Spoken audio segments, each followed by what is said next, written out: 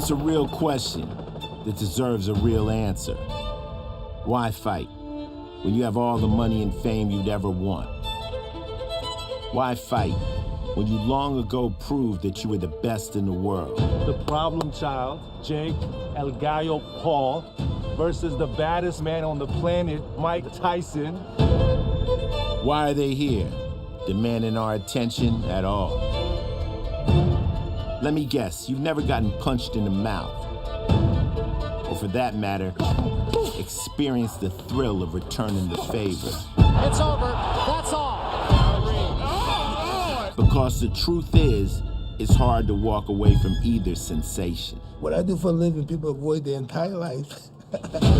Take this duo as an example. Katie Taylor and Amanda Serrano, two of the greatest to ever do it, who threw down for the ages in an epic battle, and then decided the only resolution was to punish each other even more in the rematch of the century tonight. It's that kind of resolve that defines what a fighter is. That kind of feeling drove a guy like Jake Paul into the game. As big as my words are, my actions actually speak louder. There aren't a lot of young men more successful than Jake Paul. I just hit 10 million. I'm so excited. Or for that matter, more polarizing. Hollywood, you're mine. But he's rich, he's famous, and his entire life he's been about doing the impossible. Which might be why a few years ago, he came up with the crazy idea to be a boxer. Mike Tyson came to fighting a more typical way. It was the only choice he had. And what ensued was one of the wildest rides in the history of modern sports. Who in this world has any chance against this man? And here he is, getting back in a ring in Texas. Who are we to question what drives them? Who are we to say we're in disbelief about what's about to happen? It can't get any bigger than this. What round are you going to knock out Jake Paul in? As soon as he get hit, the first punch. After all, we're right here with them. We can't look away. Katie Taylor and Amanda Serrano, Jake Paul and Mike Tyson. Welcome to Fight Night. At long last, it's here. Deep in the heart of Texas, AT&T Stadium is a colossal cathedral of sport where the drama of athletic competition meets the grandeur of spectacle. And the countdown begins in earnest to a supersized spectacle. Social media sensation turned boxing disruptor Jake El Gallo Paul goes up against the youngest heavyweight champion in history. A guy who at the peak of his powers was the final boss in the ring and in his eponymously titled video game, Mike Tyson's Punch-Out. Both of them have promised to knock each other out in a collision of eras, egos, and electrifying power that has captured the public's attention from the moment it was announced. And in the highly anticipated co-feature, two female trailblazers and titans of the ring, undisputed 140-pound division queen Katie Taylor and unified featherweight champ Amanda Serrano renew their championship rivalry following the instant classic they produced 2 years ago when Taylor, who was then undisputed lightweight champ, squeaked by Serrano via split decision in front of a sellout crowd in the first female fight to headline at the world's most famous arena, Madison Square Garden in New York City. Paul versus Tyson will stream live globally and exclusively on Netflix, beginning at 8 p.m. Eastern, 5 Pacific. All right, to help you get ready for tonight's huge Netflix card, we're going to offer you bonus coverage right here, right now, and we're going to get things started in the featherweight division with rising American prospect Bruce "Shoo Carrington risking his undefeated record against Australia's deadly Dana Coolwell. And then we'll move up the scales to the lightweight division for a matchup of undefeated up-and-comers as Canada's Lucas Prince Bahdi, fresh off a come-from-behind win that produced a knockout of the year candidate, clashes with Italia's Armando Casamonica. And then in the first of 3 world championship fights on tap tonight, the USA's Shadasia Green meets Melinda Watpool of Canada for a vacant 168-pound division title.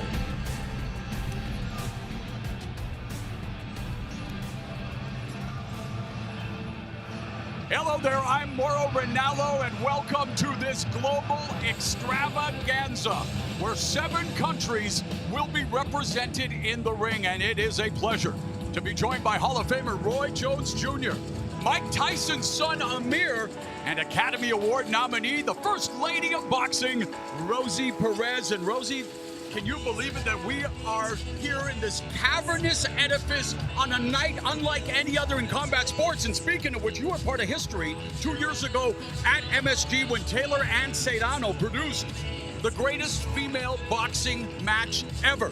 Don't at me. Rosie, what do you think is in store at the Encore? I think that Serrano's not going to take her foot off the gas this time. She did so in the 5th round, and I think she's going to learn from that. And I think Katie Taylor's going to learn a lot also. I thought it was a draw. Actually, I thought Amanda Serrano won that fight, but we'll see. But I think that Katie Taylor's going to bring it as well. And that has nothing to do with Serrano being a fellow Puerto Rican or a Brooklynite. I know, Rosie. Hey, since that fight, Taylor went on to avenge her lone career loss against Chantel Cameron to become undisputed champion at 140 pounds. And Serrano, who landed more punches than any Taylor opponent, well, she has reeled off 5 consecutive wins. All right, let's turn to this one-of-a-kind main event. Now, the last person to share the ring with Mike Tyson 4 years ago in Los Angeles in an 8-round exhibition match was none other than Roy Jones Jr. Roy, what was that experience like? It was an awesome experience. I was wondering, it took me way back, you know. I mean, I never expected that he still have the agility, the movement defensively, the power. The power, I expected it, and it still shocked me. So all of those things made what Mike Tyson, who he is, or who he was. And to see it all happen again 4 years ago was amazing because most people never thought it could happen. And tonight again, we're trying to see, can he dial back that clock once more? It was nice to see you guys produce more nostalgia than Grandma's Basement. And hey, Amir, it's been almost 20 years since your father last fought in an officially sanctioned match. What's it been like watching him prepare? It's inspiring. He's really ready to go. He's training every day, no days off. I can't wait to see what happens tonight. I'm proud of him. Well, who will emerge as the alpha? The influencer turned boxer or the icon? It's coming up later tonight on Netflix, but right now we're going to get things started with an intriguing matchup here at the featherweight division. The number 10 ranked 126-pounder, according to the Ring Magazine, undefeated Bruce Carrington. He clashes with short notice replacement Deadly Dana Coolwell from Australia. Coolwell will have an inch advantage in the wingspan, but Carrington, again, one of the hottest rising prospects in America. And now let's take a look at the rules for our matchup. No 3 knockdown rule. Fighter cannot be saved by the bell. Only the ref can stop the fight. And in case of an accidental foul, they'll go to the scorecards after the 4th round. If it happened before, it's a no contest. After 4, it's a technical decision. And with that, let's go to ring announcer Cody Big Mo Momarts.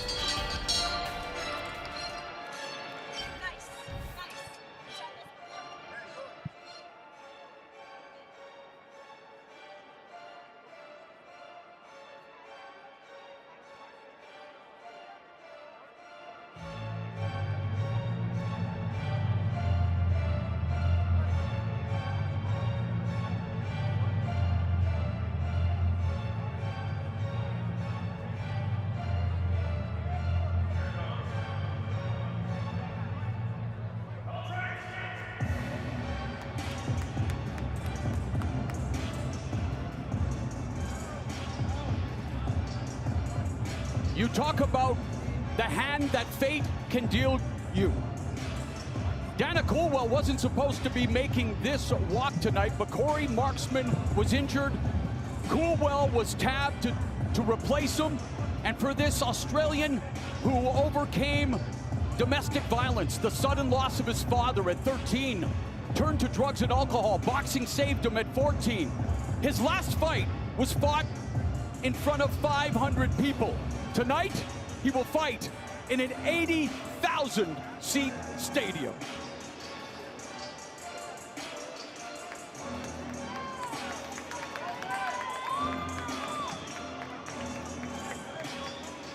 25 years of age, 13-2 with 8 knockouts. And he's unbeaten in his last 6 scraps, making his second ring appearance of the year. Entering the ring, fighting out of the blue corner, please welcome Bruce Carrington.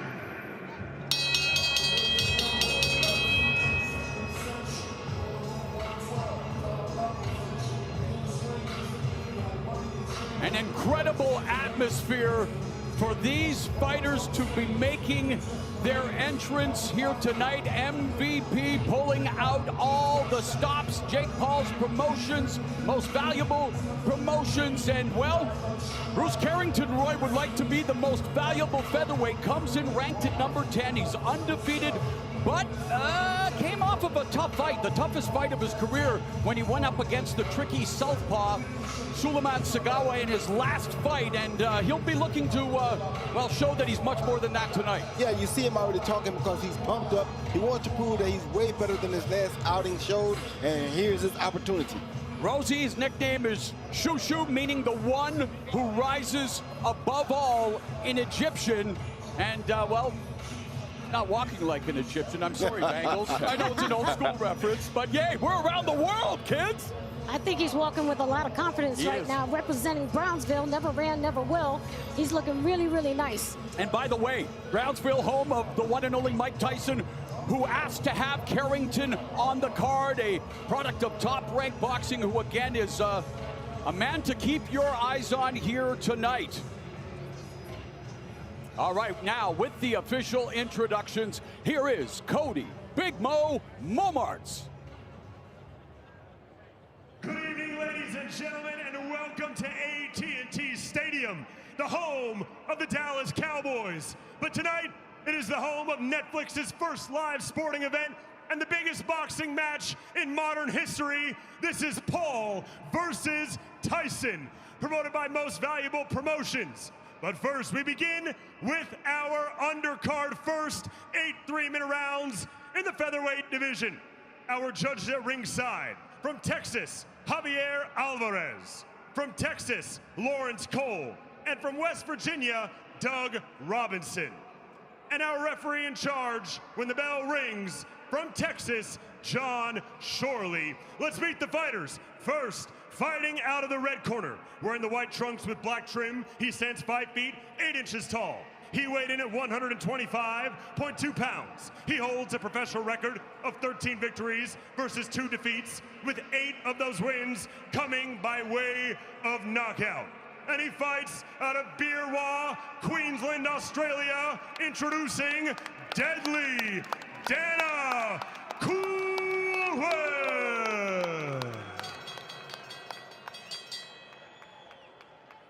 And now his opponent, fighting out of the blue corner, wearing the silver trunks. He stands 5 feet, 8 inches tall.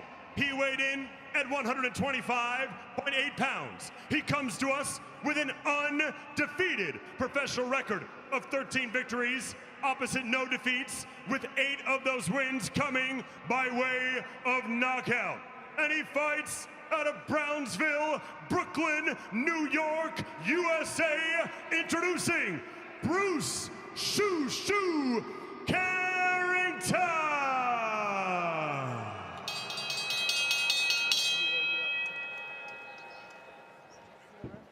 Red. Go blue. Let's go blue.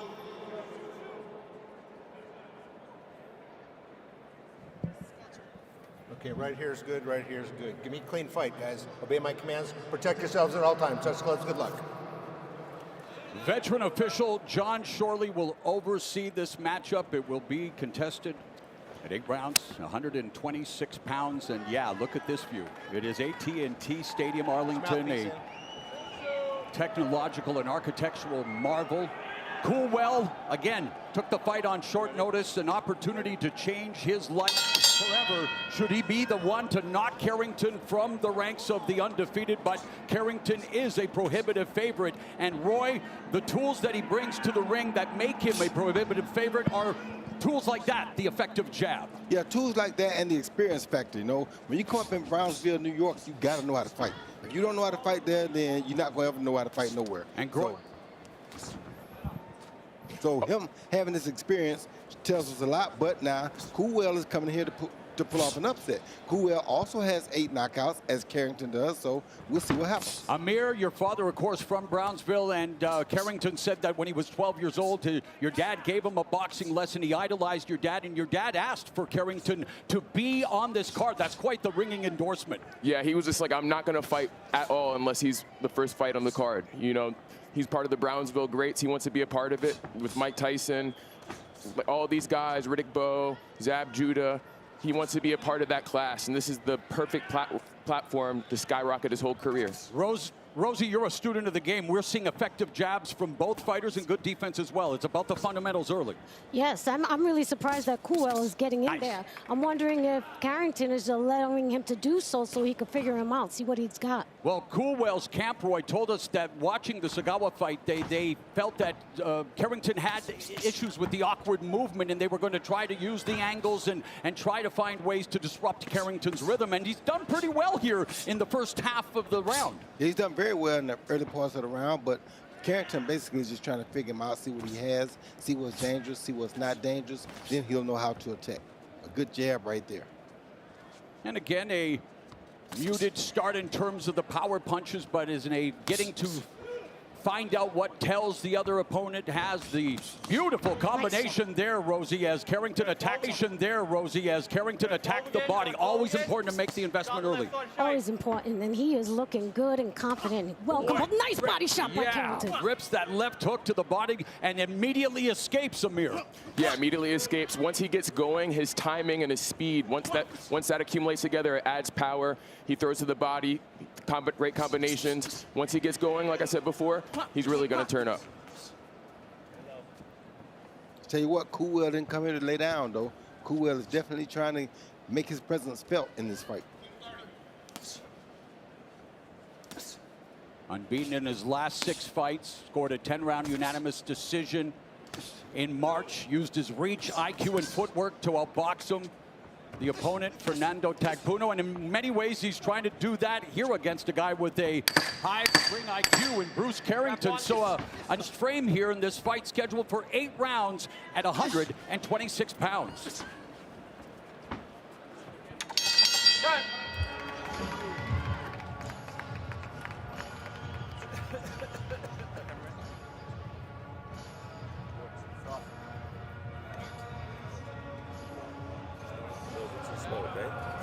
That body, you know what I'm saying? You're going upstairs, you can't pose with him, okay? That's why he's coming right back. Keep hitting him with the feints, doing the jab really good, and start attacking that body. Stop throwing single shots, okay? Throw more than 1 shot to the body, okay? Move off the line right after. What you got, Red? Come on. Come on. You know what I'm saying? Don't let him get a rhythm. You're allowing him to get a rhythm because it's like your turn, my turn. You don't need that, okay? That was a good round. You establishing the jab real good. You see, you can touch him anytime with the jab, but don't look at your work, okay?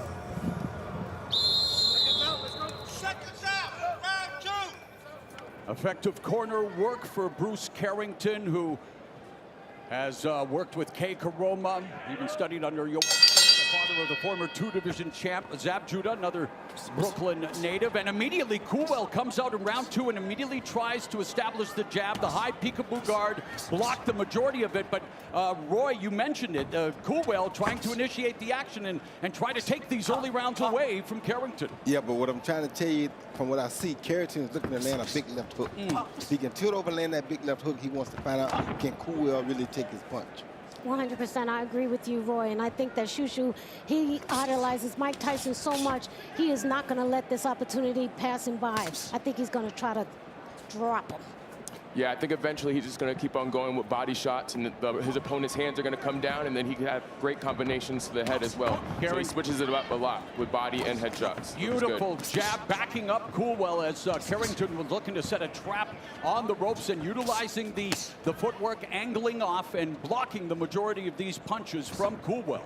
The good thing about Coolwell is that Carrington has already figured out the best thing Coolwell has is a good straight right hand. Nothing else is looking to be deadly or looking to be too effective except that straight right hand. Coolwell known for being a high-pressure fighter. Break. Uses head movement and footwork to see opportunities to land his punches, but he has never faced a level of competition like he's doing here tonight against Carrington, Rosie. That's right. That is right. And I have to tell you, Carrington is being really well composed here. He said, there you go. Body right shot there. that someone was calling for earlier. Virgil Hill still feeling that body shot, by the way, Roy. Double jab, right hand of the body. Amir, the fundamentals are there for Coolwell. Great fundamentals. He's going to bring it. He's not going to give up. He came on this big stage to challenge. And yet, Rosie, the most eye-catching shots come from Carrington. That's right. He's trying to get Coolwell to be overconfident, and then he's going to go in for the attack. What Carrington does have to do, though... right hand that landed the best punch. What Carrington does have to do, though, is not allow Coolwell to get too much confidence. Yeah, you don't want that snowball rolling down the hill to get any bigger. Less than a minute left in the second, and in this case, obviously, Carrington also biding his time and making sure that he collects that proverbial data. And because of I heard there were levels to this game, Roy. There's you know, and again, a guy like Carrington over almost 300 amateur fights, and there's a double right hook to the body as he had Carrington on the ropes, and Coolwell, and Coolwell just escaped that left uppercut to the jaw. He sure did. And Roy, do you think that Coolwell is feeling that Carrington power? Of course he is. That's why he stays away from the ropes. He doesn't want to give Carrington an opportunity to cheat. See right there? Yep. He could have went back to the ropes, but he's not. He knows if he gives him opportunity. Great body punches. What's the technique? Bruce Carrington with an electrifying combination, and hey, that reminded me of some guy from Brooklyn by the name of Iron Mike Tyson, who of course later tonight will be making his return after nearly 2 decades away here at the marvel that is AT&T Stadium. A sky-high view, and the anticipation for tonight's main event is as high as the Texas sky, as the social media sensation turned boxer Jake El Gallo Paul, who is all about meditation, who is all about manifestation. Well, he has manifested the main event of his dreams. Mike Tyson wants to make sure it is the worst nightmare of his life. It's all coming up on Netflix, starting at 8 p.m. Eastern, 5 Pacific. And we here are set for round number 3. And while we here in the broadcast have the gift of the gab, these two have the gift of the jabs. And guys, through round 2, Carrington 29 of 69, landing 42% of his jabs. For Coolwell, hey, got to give it the old college try. Just 9 of 96 for 9%. Yeah, Shushu, he's top 10 featherweight. He should prove it to this Coolwell, like, no, I'm the big man in the ring right now. I'm one of the best. And he's starting to open up a little more. He got more comfortable as the fight progressed. And now he's just looking for openings for the body or the head. Great jab. Every time he fights off the jab, there's just openings that come out from it. So it's the best. He's the best when he fights off the jabs. Good body shot by Shushu.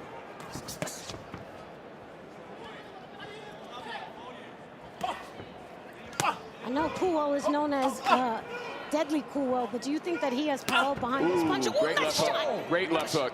Beautifully executed left hook. Like I told you, the only shot I see that looks any kind of way effective to me is his straight right hand. The rest of his punches, I don't think they're really that effective. I like how he transitions from the peekaboo style of hand guard into like the shoulder roll. So he has 2 different defensive maneuvers. So he's maybe versatile. Brooklyn meets Philly. Yeah.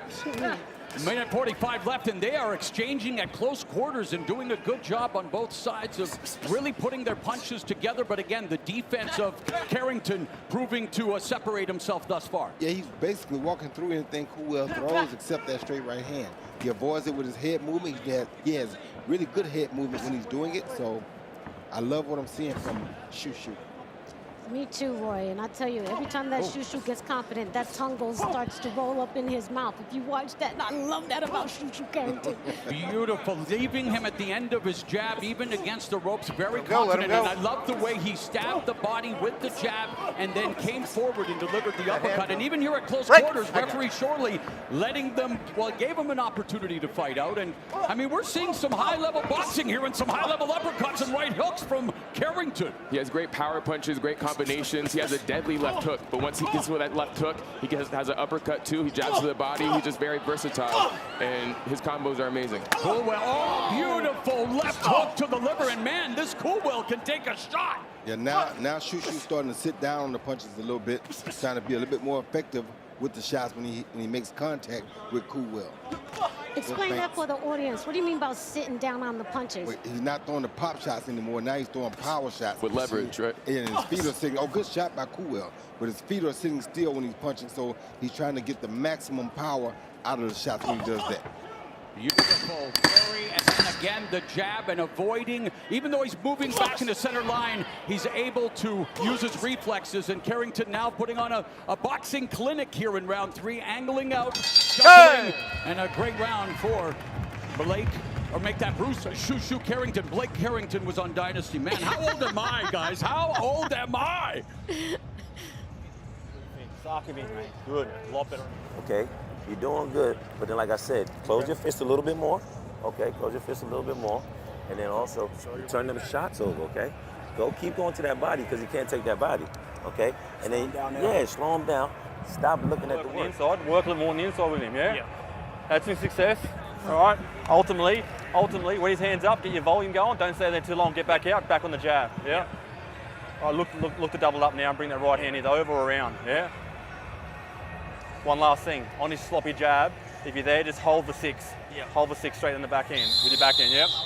Let's go. Seconds out!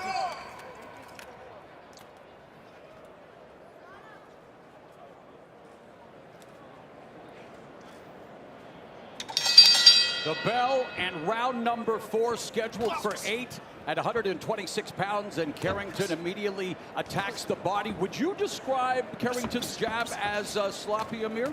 I wouldn't categorize it as sloppy. It's that was what the coach in Coolwell's corner. Yeah, that's his opinion, but I think it's just like, it's very snappy. He starts off with it, and I wanted to point out how right when the round started, he came up with the straight right hand to kind of to the body, which was perfect. He wanted to let him know, like, this round's not going to be easy for you. And yet, Roy, you mentioned it earlier. I mean, Coolwell came here to win, and well, may have jingled the bells a little early. Double jab, splitting the peekaboo guard of Carrington, but nothing on it really. It's more of a rangefinder, and then he tries to cuff him with the right hook, but the glove caught that for Carrington. I tell you what, at the end of that last round, we didn't notice it, but just as Coolwell has taken off right here, he feels like he felt the power. I think Carrington might have felt a little bit of that overhand right that Coolwell landed at the end of the round. And of course, that steady investment to the body. You know, compound interest, you guys. It pays. Yeah, Coolwell, the round before, he had a great punch to the liver shot. So if he keeps on doing that and he keeps on warming up, and nice overhead right there, Coolwell over the top. But the high guard, how does he get around this high peekaboo guard, Roy, of Carrington? He got to throw more punches. He's only throwing 2 shots. Nice good shot. 1, 2, 3. Wow. That left hook I told you about. 5, 6, 7, 8. Stay there. Come here. We good? Good flash knockdown. Yeah, you sure called that, Roy. Yeah, I knew he was going to land the left hook eventually because he's been looking at it all night. Just was a matter of time. Of course, Roy Jones Jr., an all-time great, the first former middleweight to go all the way up and become a heavyweight champion in over 100 years, and so honored to have your expertise here. And of course, Amir Tyson, the son of the legend, and Rosie Perez, who may know more about boxing than any fan I've come across. So, final minute left here in the first half of this 8-rounder. So Coolwell keeps backing straight up from that left hook. Nice right hand by Coolwell, and the combination though by Carrington. But Coolwell went to the bank with that counter right, but just doesn't have the pop to stop Carrington. No, he doesn't. Yeah, when he lets his hands go, he's just like, the combinations are like effortless. He's one of the better combination punchers at 126.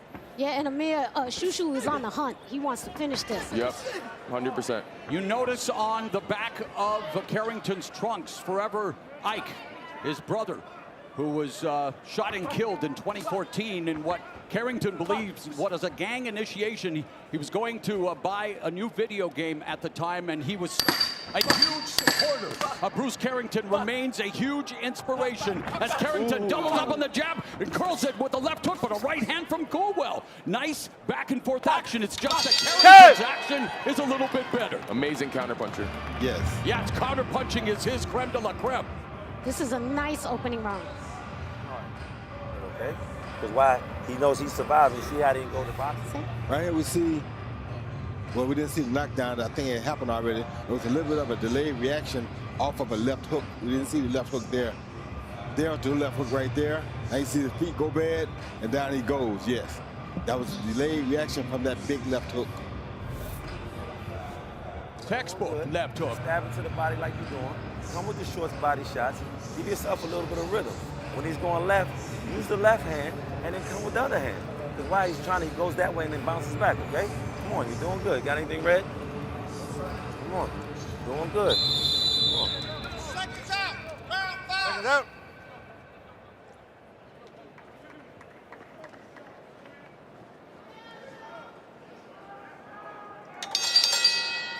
We've got 5 on it. Shout out to the Loonies as we begin the 5th frame of the scheduled 8-rounder. And guys, we are taking into consideration the fact that Dana Coolwell stepped up in competition on short notice. And yet, when you look at the stats and the numbers, they don't always tell the whole story, but they don't always lie. We've got Carrington, 42 of 88, 48% clip in total power punches landed through round 4.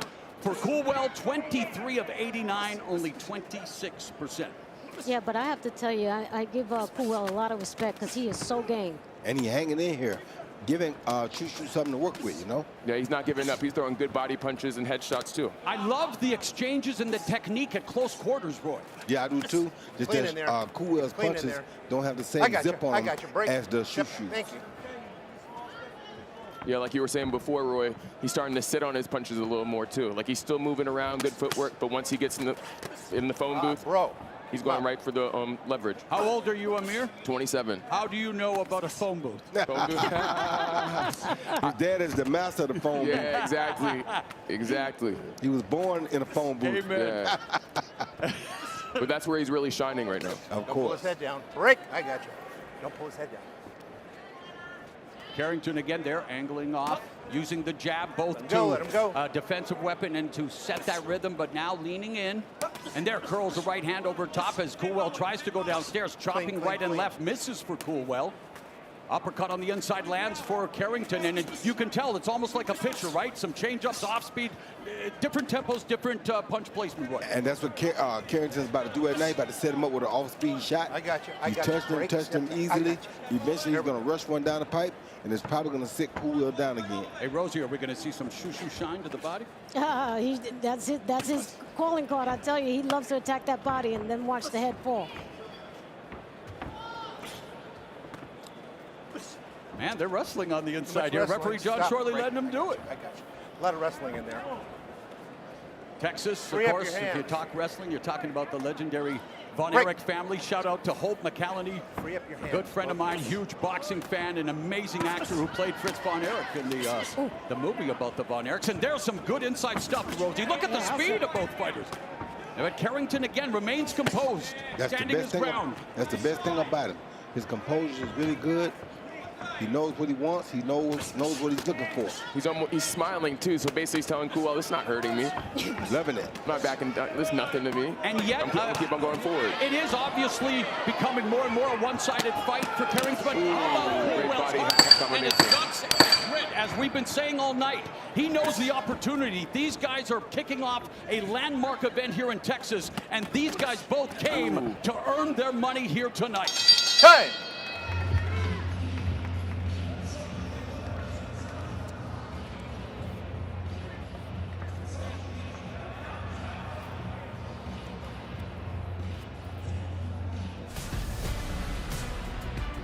Well, still to come tonight when we move to Netflix at 8 p.m., 5 Eastern. A little bit of something for everyone. We've got an amazing international battle from India. Neeraj Goyat takes on the multi-hyphenate from Brazil, social media guru as well. But it's Whindersson Nunes in a 6-rounder. Hey, we're going to have a welterweight championship fight. Mario Barrios fully elevated to the title after Terrence Crawford went to 154. He defends against Abel Ramos. And wow, the much-anticipated rematch of the greatest female boxing match ever held in front of a sellout crowd in the first main event in MSG. Taylor versus Serrano 2 for an undisputed super lightweight 2 for an undisputed super lightweight title. And the main event, you may have heard of it. You may have heard of it. Jake Paul versus Mike Tyson. Round number 6. Bruce Carrington begins with the jab, immediately takes the center of the ring. And Roy, you talked about that composure, and you oohed for a reason. Talk about it. I didn't ooh. I just like he jabbed to the body, then jabbed him to the face. Like he's just playing with him right now. He's letting him know there's levels to it and why he's top 10. And again, Rosie, Coolwell does need to make adjustments. What kind of adjustments would you like to see him try to do? Because as game as he is, it's not doing him any favors right now. It's not. It's what Roy was saying. He doesn't have power punches, and that's affecting him right now because he can't really hurt Shushu. But I have to say, most people are wondering why Shushu, who usually has, 10 rounders, took this fight for 8 rounds. It's because he's such a Mike Tyson fan. This is a dream come true for him, and he really wants to show out tonight. And total body connects thus far for Carrington, 54, for Coolwell, 24, and yet it hasn't really necessarily slowed down Coolwell. It's taken maybe a little more off of his limited punching power, but he continues to walk forward like he's, the last human being in a zombie apocalypse. He walks forward, but he walks forward very carefully. So like a human in a zombie apocalypse. It's like Rosie was saying earlier, like this is such a big moment. Like even if it hurts, even if he wants to go down, he's gonna keep on pushing himself because he wants the world to see his talent. That was a good counter right hand by Carrington. Carrington, right. I saw the counter right hand, and Carrington continues to control, looking for that inside uppercut. Oh, little side headlock trying to be employed by Carrington. But the Coolwell jab is... he wants to be as cool as the other side of the pillow, and a shout out to the dearly departed, one of the best, Stuart Scott. And Coolwell and Carrington, just over a minute left here in the 6th. And we talked about, Roy, there's a nice left hook to the body, that Carrington had a tough fight in his last fight against Sagawa, a guy who had upset Ruben Villa, #1 contender. Are you impressed with what he's been able to do in this bounce back here through 6? Yeah, I'm highly impressed. I got a friend, one of my fighters by the name of James Wilkins, who told me he basically was raised up with Shushu in the gym. And he told me some very, very good things about Shushu. And Shushu is seeming to put all of those things into motion tonight. So I'm loving what I'm seeing from Shushu. Now, he told us, Amir, that he feels like not everyone throws punches with bad intentions. He says to be able to take a man's will is a thrill that he gets. Do you expect to see, as we now move into the later rounds, that he's going to start to amplify his offense? 100%, because he knows Coolwell's hurt. Shushu's punches are hard. They're fast, so they're accumulating, and it's hurting his body, so he's going to slow down even more, and then he's going to play on his feet, and with leverage, he's going to punch. He's going to punch through him. He's not going to punch at him. Shushu showing off a little bit with his fancy footwork there. Shuffles in, digs to the body.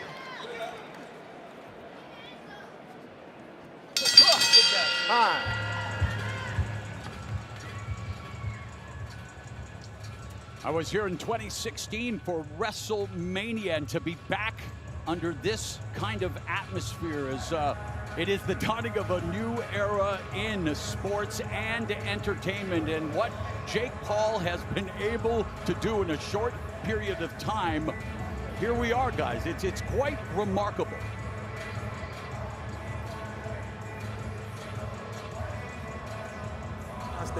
Stop rising high with that hook and that right hand. You know what I'm saying? Because why? You're allowing him to get away, and he's not coming over, you're overthrowing it, okay? Get back to the feints.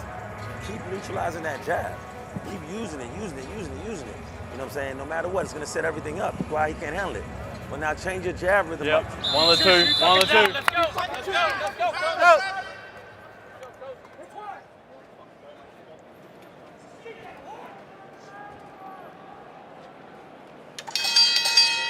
round, times fellas. call Clean for round. desperate measures. Round number 7, scheduled for 8.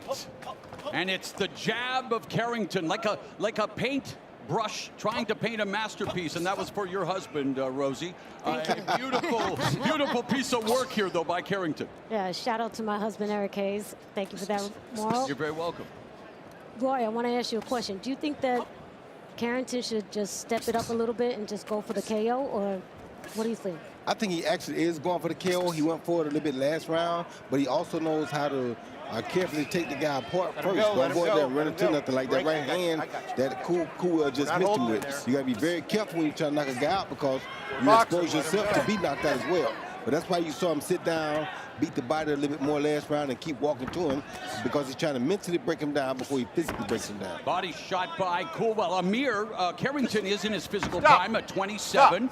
And yes, he's known for his counter punching, had a decorated amateur career, but to dovetail off of what Rosie's saying, here it is. This is the biggest opportunity yet. And despite him being only 13-0 with 8 KOs, and he's a hot prospect, you wanna start building your brand and earning that fan base as well. And why we all appreciate the sweet science. Yeah, this is the start. Knockouts pay the bills. Yes, this is the start. You know, I love Carrington. He's like a combination between a boxer and a power puncher too. Yes. He's like a boxer puncher. And then, I mean, Coolwell went down with a flash knockdown, but he's got, I don't want to say it's a George Chuvalo-esque chin, but it's tough. I mean, come on, he's taking these punches flush, Roy. Yeah, he got a good chin, but he ain't going to keep taking many more of those, I promise you. Ooh, good right hand. I got you. Rosie, what's impressed, other than the jab, because we definitely have chrono the body, everything. What's the thing that has most impressed you by Carrington tonight? Just that he stays composed. Well, me and Roy have been talking about what really is impressing me is that Coolwell is taking this punishment. He should be down. Oh my God! There he goes. 2 right hands in the line. I mean, he is eating some vicious shots upstairs. I mean, Carrington hitting him as hard as life, and Coolwell remains in the pocket, Amir. Yeah, has a big heart. Yeah, big heart. More heart than Valentine's Day kiss. Coolwell's taking vicious punches. Carrington, he's just upping up a little bit. He's amping up his pressure, the energy. And he just he's like a masterpiece. Like, it's just great to watch. It's an entertaining fight, as one-sided as it is, and while Coolwell is here to fight, again, this is the hurt business, Roy. It comes with consequences, and you wonder the level of punishment that he has taken. Are you starting to be concerned at all? No, not concerned at all. He is a boxer. This is what we do for a living. You got to give and take. See, he's trying to go for a knockout right there. Yes, he is. So he's still game. He's still a big dog. But he's hitting a lot of shots, Roy. Time. But they're not taking him down like they did earlier.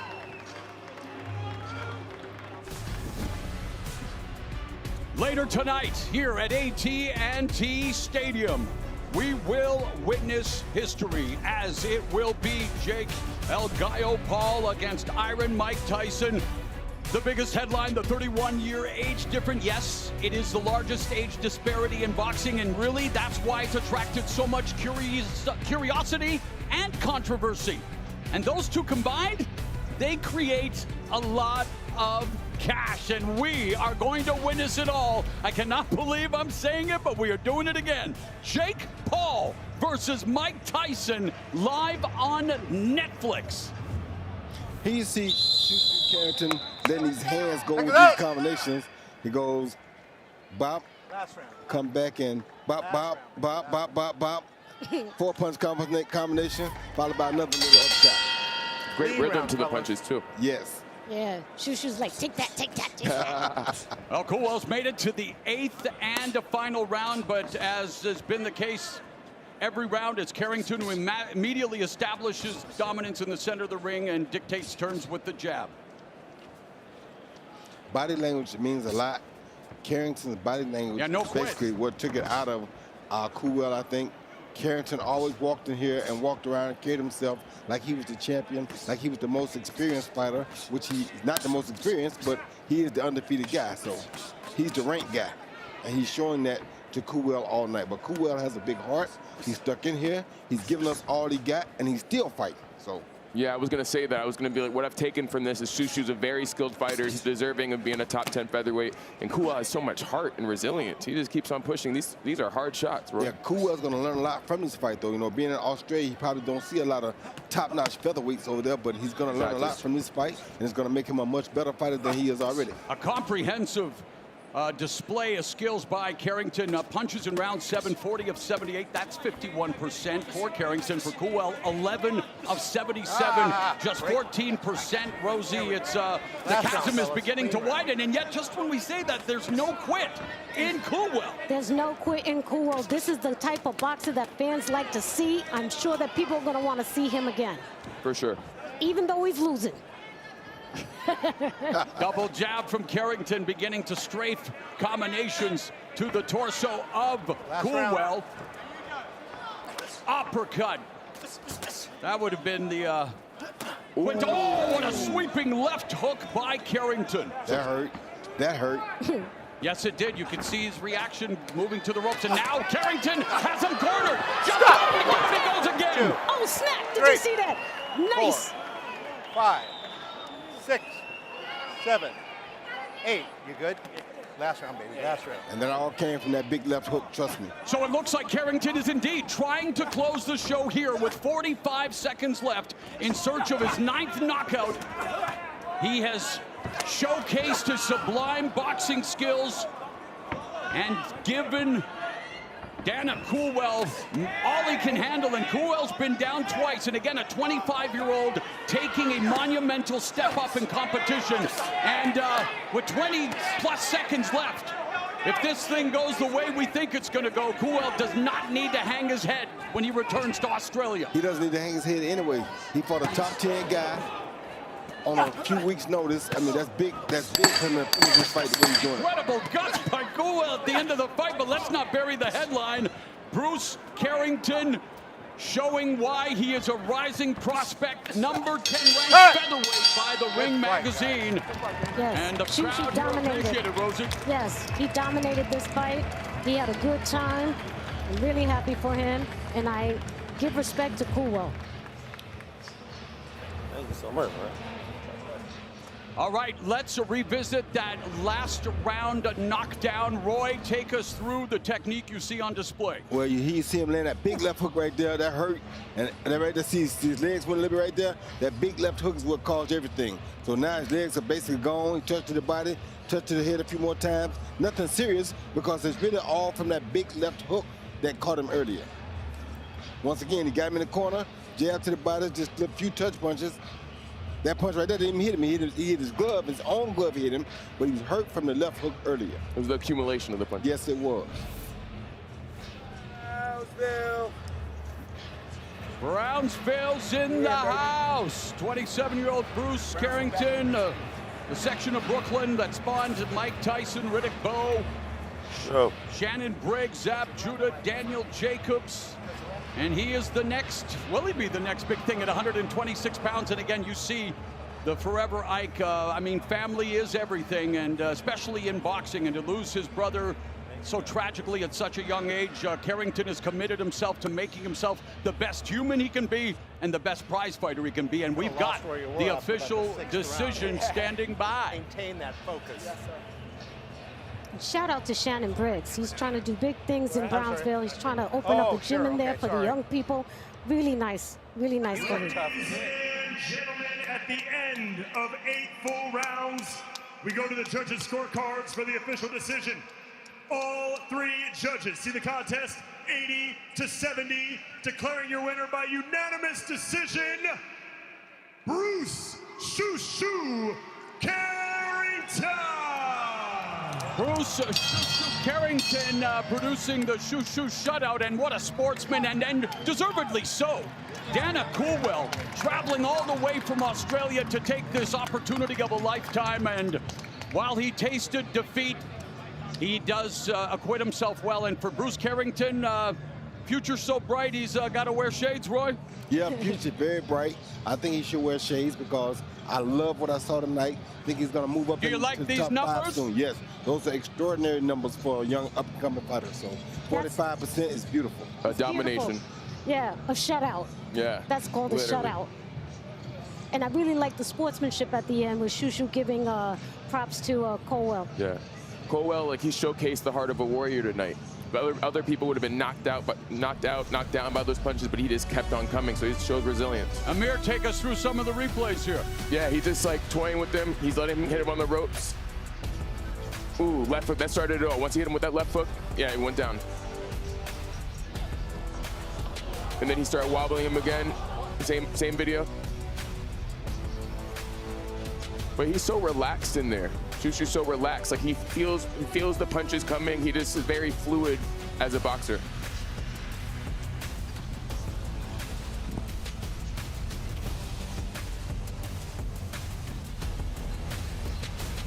Well, one fight is in the books, and it was, again, despite it being one-sided, I found it to be highly entertaining, and we've got two still to come before we're going to pass things off to Netflix at 8 p.m. Eastern for a, well, must-see main event, and the main card featuring the rematch between Katie Taylor and Amanda Serrano. They turned in the fight of the year back in 2022, making history at Madison Square Garden, selling it out, headlining it for the first time as women, and of course, we've got the match the world will be watching. Jake Paul's showdown with Iron Mike Tyson. It's a matchup of El Gallo's relentless ambition and Tyson's legendary show-stopping power.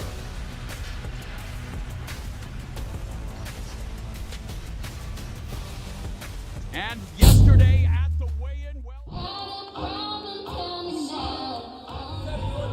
Official weight 137.4 pounds for the defending champion, Katie Taylor. 137.4 pounds for the challenger. So the fight for the undisputed 140-pound crown, contract weight of 138, but these two trailblazers, two of the most decorated champions in boxing history, a reason the rise of female boxing along with the likes of Claressa Shields, and then the tension building. A career high. 227 plus pounds for Jake Paul, making his heavyweight debut. Does he have Thanos' right hand? And look at 58-year-old Mike Tyson, 228 pounds. He was 233 when he fought Kevin McBride in 2005. In his prime, he was 218 to 220, and then things got heated in a hurry. Oh, snap! Oh, slap! Unbelievable, and you heard it was like a firecracker, Amir. Your dad means business. He means business. And now why did that happen? Because he intentionally stepped on his toe. And my dad has been very respectful and nice throughout the whole promotion, but Jake Paul's been kind of disrespectful. And you don't do that to a GOAT or legend of any sport. You should be respectful throughout it all. I'm happy to face you, but he's trying to let him know, like, this is serious. I'm not playing games. Well, we are not playing games here tonight. More action coming your way, lightweight division. We've got Lucas Bahdi, the undefeated Canadian, coming off a knockout of the year. Canada to come from behind wind. He takes on Armando Casamonica.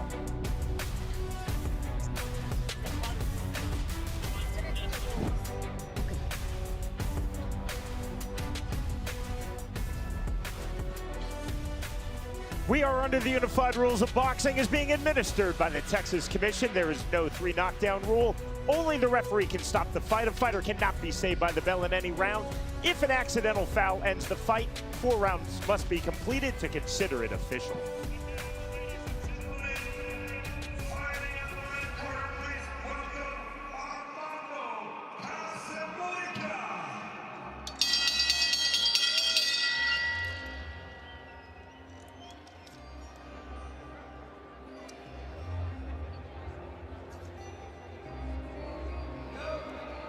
Forza Azzurri, all the way from Roma, Italia, the Italian super lightweight champion Armando Casamonica, undefeated, dropping down in weight again for this life-altering opportunity. Chance to announce himself on the big stage, and he's doing so as a late notice replacement after Corey Marksman's withdrawal due to injury. Casamonica looking forward to this huge opportunity as much as I look forward to Mama Ranallo's gnocchi.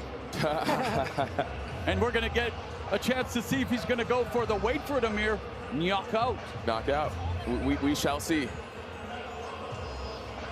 He admires Canelo Alvarez. I mean, who doesn't when it comes to what he does in the ring, especially his beautiful combinations. And Roy, he feels, again, being the, you know, the unknown quantity, taking a fight on short notice, he's going to try to derail that hype train because there's a lot of buzz surrounding Lucas Bahdi. Yeah, you always supposed to try to derail the hype train, and seeing that Lucas Bahdi had to come from behind in his last fight now gives you hope that you can do something to that undefeated record that he has. I will see you guys on the main card. I'm gonna step out. I just wanted to be here and do I understand. commentary. Academy Award nominees has its privileges. I get it. Rosie, you're fantastic. What a great job you've done, and I cannot wait to be ringside with you when your fellow Brooklynite Mike Tyson enters the ring. Oh, you know it. I'll be there, guys. So I'll see you on the main card. All right. All right, take care.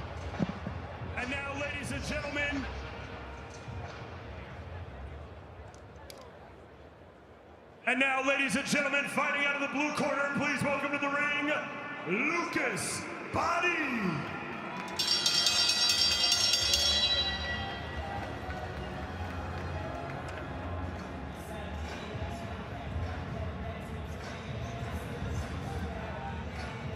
Well, my family back home in the mighty metropolis of Mount Lehman, British Columbia, Canada, Amir, going to be really watching this with vested interest. We're from Abruzzo, Italia. We have Casamonica already in the ring, and now we have, well, a half Italian Canadian here in Lucas Bahdi and Amir. Yeah. Talk about the knockout, the heavily hyped prospect H2O Silva of MVP, led on all the scorecards, was schooling Bahdi after 5 and in the 6th. Can you say KO of the year? KO of the year. And it's like in boxing, no matter how much skill you have, if someone has power and then knockout power, it could end at any moment. So skills pay the bills, but power could make your lights go out. Roy, he's going to have a huge size advantage. Interesting, it's Casamonica coming down from 140 pounds to 135, but Bahdi, he has the big size advantage, and again, he's got that confidence. The power of the punch. Yeah, it's power of the punch. He knows that any second he can end the fight with that one punch, so that keeps his confidence very high. Also a significant experience difference between the two. Casamonica, 6-year Bahdi's junior. And now with the official introductions, once again, Big Mo.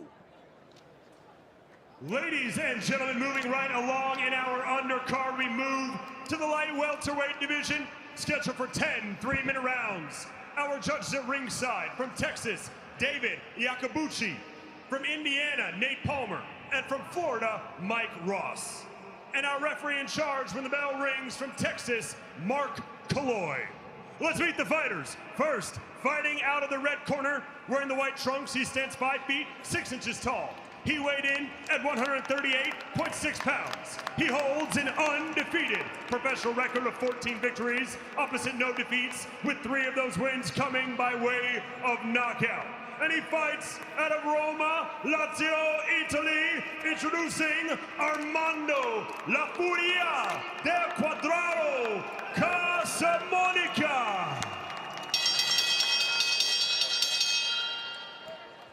And now his opponent across the ring, fighting out in the blue corner. He stands 5 feet, 9 inches tall. He weighed in at 134.6 pounds. Wearing the black trunks with gold trim, he comes to us with an undefeated professional record of 17 victories, opposite no defeats, with 15 of those wins coming by way of knockout. And he fights out of Niagara Falls, Ontario, Canada, introducing Lucas Prince Bahdi.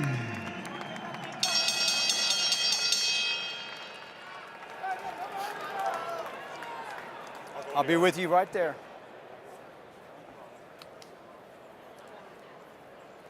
Fighter. Let's go. Fighters chief second. Okay, gentlemen. We've already gone over the rules in the dressing room. I expect for you to obey my commands at all times. Most importantly, protect yourself at all times. Punches in this area and up will be considered legal.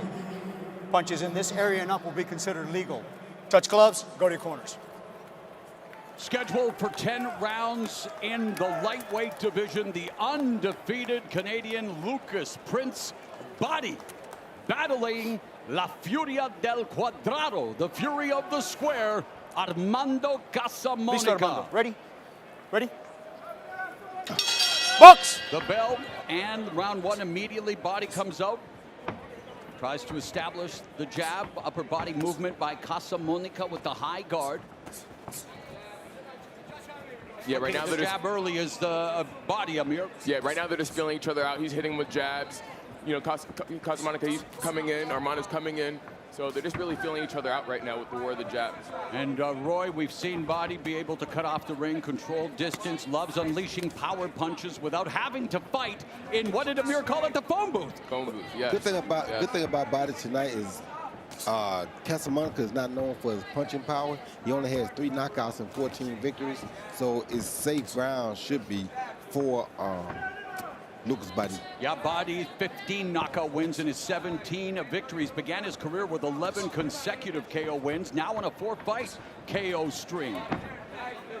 Minute gone in the first round. Amir mentioned it, just a feeling out process again. I mean, do the lights get any brighter than this, Amir? No, there's never been an event of this century that could top this. This is like a Super Bowl audience. Everyone's excited about it, and you know, they're trying to show out because it's the best platform you could possibly have. And Bahdi utilizing that footwork we mentioned, Roy, and the jab, and now follows up with the right hand. Very good right hand. Bahdi is a very strong puncher. I like his base. His legs are set to punch at all times. That's a beautiful thing. Midway point of the first frame, and there's a body shot by, Bahdi. That one wasn't on purpose. Usually they are, Roy, when I do stuff like that. No, but Casamonica, he has redness around his head already from catching the punches of Bahdi. So you know Bahdi has very powerful punches because he hasn't even hit him yet a lot. But the action from his own hands hitting his face has turned his head red from Bahdi's punches. Yeah, but even Bahdi, he has his nose red as well. So Casamonica, he knows he has power as well. Oh, good overhand right. Yeah, beautiful right hand. Under a minute left here in the first round. Double jab by Bahdi, curling right hand behind the guard by Casamonica. He's coming forward, expected to, despite being diminutive in stature. He is a come-forward fighter, and again, despite, you know, Italian 140-pound division champ, but fighting at 135 here and unable to really navigate clean pathway, although there was an uppercut on the inside by the Italian Casamonica, Amir. Yeah, he's just walking him down right now. He's fighting in exchange with Bahdi. You know, initially it was the war of the jabs, but now they're kind of opening up more. Hey, Roy, how important the jab to the body, as we saw a nice combination from Bahdi. But remember, Marcos Maidana, of course, Floyd Mayweather stabbed to the chest and then the left hook upstairs. Exactly. Good setup shot, the jab to the body is. Oh, good overhand, Stop! right? By Casamonica. Box! Time! Good round, brother. Good round. Need 2 or 3 deep breaths to start. Another deep breath. One more. Bit of water. So you see the way he likes to come in with the guard's closed, right? And if you look at it from the bottom, his elbows are kind of wide open when he blocks up top, right? So if your left leg was to creep in a little more, you could really get from underneath and up. Got it? But we're going to keep touching his hands and wrapping around, whether it be to the body or the head. And eventually it's going to make it easier to go down the middle. Okay? Your timing is good. I want a little wider to the left on the outside, just so we don't get caught in the corner. A nice 45 to the right. You're dominating. Boxing clinic. Great corner work from respected Canadian trainer Steve Bailey and Lucas Bahdi's corners. You get another great look at this incredible stadium, and what a stage for tonight's landmark event as we begin round number 2 of this lightweight encounter. And again, it's Bahdi on the back foot, establishing the jab. Casamonica trying to find a way to mine that minefield, Amir. Yeah, Casamonica, he's walking him down. He's trying to find openings. You know, he's fighting off the jab.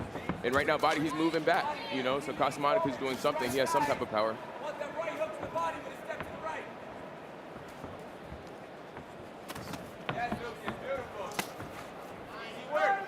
Thing about some guys like Casamonica is when they fight a guy that's known for his punching power, they want to go out and get their punching power respect as well. So having 3 knockouts, he knows that just a jab to the face ain't going to be enough to keep or to get respect from Lucas Bahdi. Yeah, but Casamonica, he has to walk out because we saw what happened with that last fight with the Silva. He got knocked out. Knocked out cold. Under 2 minutes remaining here in the second. And Casamonica now coming forward, but when he lunges forward, he pushes his punches, leaves himself open to the counter upstairs, Roy. Yes, he does, but so far he's taking his feet with him, so he's not staying open that long. If he don't take his feet with him, he stay open longer. Nice combination there, Amir, by Bahdi. The right uppercut, left hook to the body. Yeah, great combination. Or right hook to the body, excuse me. Yeah, great combinations. More punches to the body, just gonna tire the other fighter's hand down, and then more punches to the head opportunities. And it looks like Bahdi setting the trap for the counter. There was the right hand. Yeah. Right over the top. And the right uppercut just missed, a little too far away. But there's Casamonica coming over the top with the right hand, just glancing the shoulder, won't score. But a muted offense for Casamonica.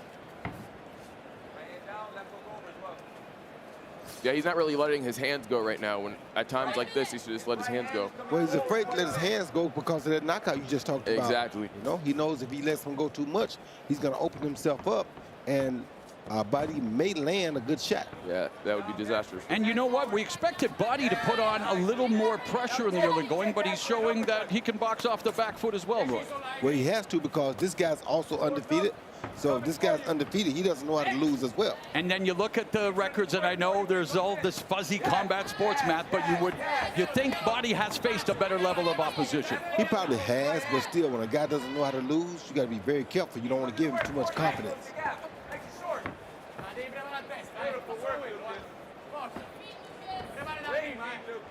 Yeah, right now Bahdi just looks like he's waiting. He's throwing combinations. He's waiting for that perfect punch so he can showcase his power. 10 seconds, stop on the bell. Separan la campana. No holding. No holding. Stop! Take a step back. Box. Time!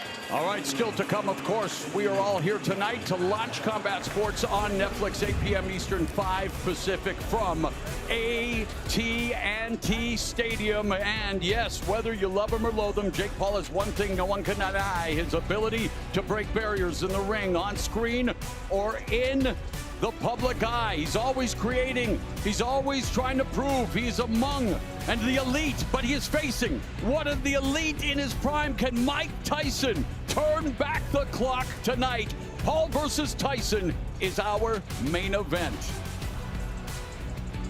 And the co-feature, we run back the greatest women's boxing match ever. Katie Taylor now along with Claressa Shields, the only two-division undisputed champions in women's history. Amanda Serrano will try to join them tonight.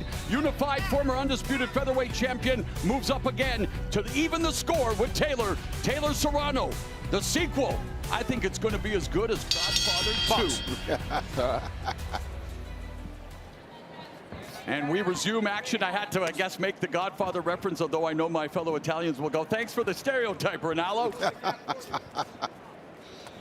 This is round number 3. Casamonica on the front foot. But again, Amir, you mentioned it too. Wide guard, palms facing forward, which aren't going to help him any. And of course, not throwing a lot of punches. Yeah, he's not throwing a lot. He's wary, of course, as we mentioned, of Bahdi's power. Yes. But you got to throw punches to win. Yeah, you got to throw punches to win. Unless you're was it Willie Pep? Willie Pep, yeah. One of the best defensive fighters. Did he win fighters. a round without throwing a punch, or is that urban myth? Without throwing a punch. He did. But like you said before, you have to start punching, you have to start opening up to get some type of offense. Not everyone's Willie Pep. So for the guys like him, he has to exchange, he has to throw punches.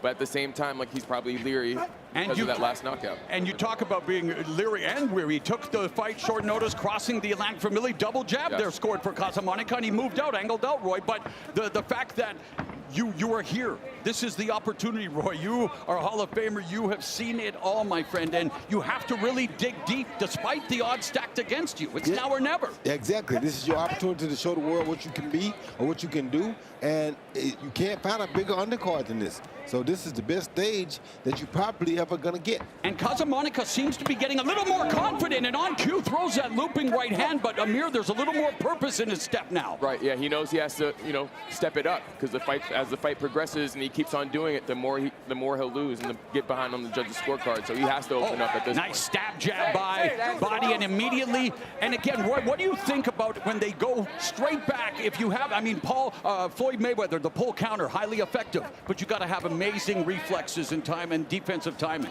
You better have amazing timing or you're going to miss it, and you're going to open yourself up for a left hook. There's a left hook from Casamonica. Left hook right away. Right away. What are the Powerball numbers going to be, Roy? Under a minute left here in the third. Nice right hand by Bahdi, and there was a combination.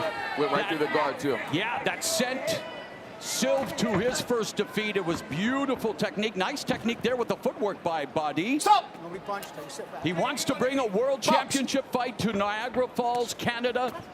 It's mini Las Vegas up there. Been there many times, and a beautiful part of the world. And it's nice to see Canada being represented on this big stage, because coming up, fellow Ontario resident Melissa Watpool will challenge American Shadasia Green for a vacant 168-pound division title. Yeah, your Canadians are representing today, man. Hey! There they are. I'm grateful to be a part of it. Just over 10 seconds left. Another good round for Bahdi, but a better round for Casamonica in terms of trying to find a bit of a rhythm.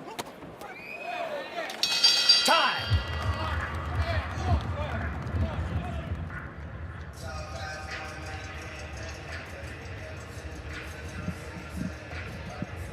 Speaking of Canadians.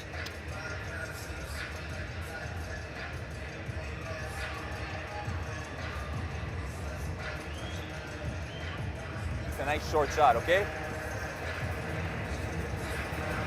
Right? And then reload the leg and the hip for the second. You got me? You're landing nice single shots now, but we need that reload. We need that sit back into your stance. That snap, right? Touch, touch, go. Got it? Ballati via subito. Ballati via subito che sta scomposto. Ok, si scompone, lavora su queste situazioni qua. È importante. It's enough of this. This is very important for your career. Let's go. Hey, he was able to do it. I didn't think I could do it, man. I speak, well, less than I know. But, man, there is a sense of urgency. Even though us Italians, we always sound like we're urgent. It's an opportunity here. And Casamonica has to try to get back into this fight, Roy, because total punches through 3. We've got Bahdi 33 of 186. For 18%, Casamonica 29 of 136 for 21%, according to CompuBox. What kind of a story does that total tell you, Amir? Yeah, he's just dominating the fight. But Casamonica's not dominating the fight, but he's kind of like hesitant. You're right, and he's starting to slowly get back into it, Roy, with these punches. He's getting back into it because Bahdi's just looking for the knockout shots. He's just looking for the knockout shots. You give away a lot of stuff. So like that, he's giving away a few punches because what's basically happening is Casamonica is becoming the busier fighter. Yep, now on the front foot and backing Bahdi up. Of course, Bahdi always has that great equalizer, the counter shot, but trying to feel his way in with the jab. Oh, a chopping right hand by Bahdi, but here comes the aggressive Casamonica. Armando, watch the Well, back of the Bahdi head. landed a good counter right, but Casamonica landed 3 more punches on top after that happened, so he probably got the best of that exchange. And a sharp jab splitting the peekaboo guard, Amir, of Bahdi. So Casamonica's confidence is growing. Yeah, But nice left hook to the body. Left hook upstairs by That was Bahdi. amazing. Yeah, Beautiful. he's stepping up because he knows as a boxer, like we said before, he's not Willie Pep, so he has to bring it. And at this stage, no better time to do that. Almost a hammer fist there from Casamonica. Bring it back, memories. Sharp jab, and Casamonica's head was popped back like a Pez dispenser. Minute and a half left here in the fourth. And the feints, and that's one thing we haven't seen a lot of, the feints, Roy. No, neither one of these guys like feints. They just believe in the high guard and coming straight ahead. They're not worried about no feints at all. Beautiful combination by Casamonica, but boy, he was flirting with danger, Amir. That Very counter much so. almost caught him. Yeah, and if it hit him on the chin, 1 inch to the left, right, it could have been a knockout, but it didn't.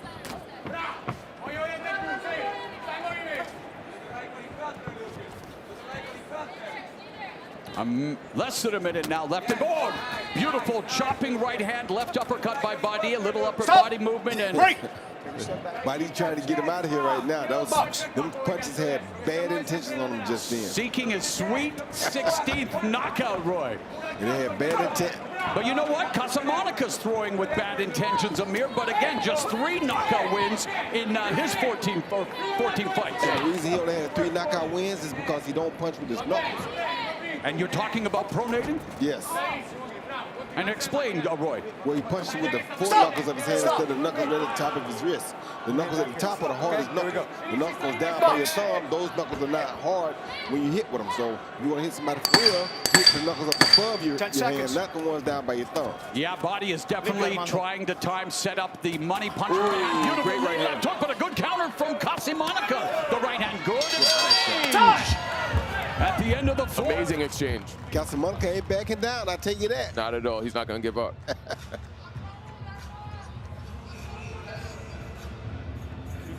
Crowd beginning to fill in here at AT&T Stadium, where tonight they will witness a clash of culture, a clash of eras, a clash that is the talk of the world. Jake Paul versus Mike Tyson. Let's take a look at that great exchange at the end of the last round. Yeah, right here you see him coming, and Lucas Bahdi came in, feinted. There was a punch behind the head by Casamonica. That was a good combination by Bahdi, and Casamonica tried to answer. Oh, good uppercut by Lucas Bahdi. Let's go, Blue. Seconds out. Limpio, huh? And guess what? Round 4, punches.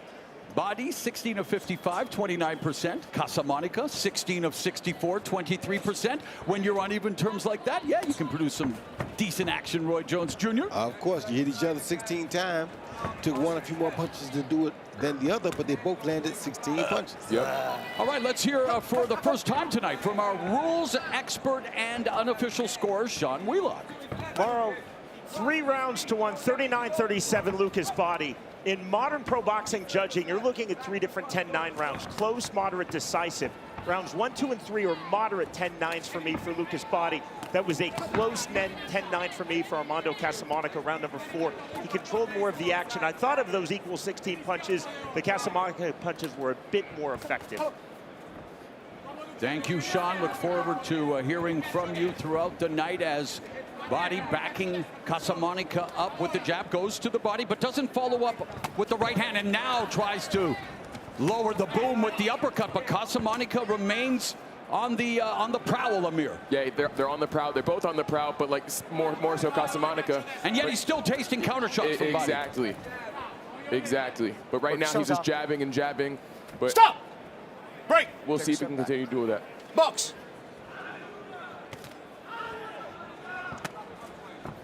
What about the technique of Casamonica's punches, Roy, when he seems to lunge in a little bit?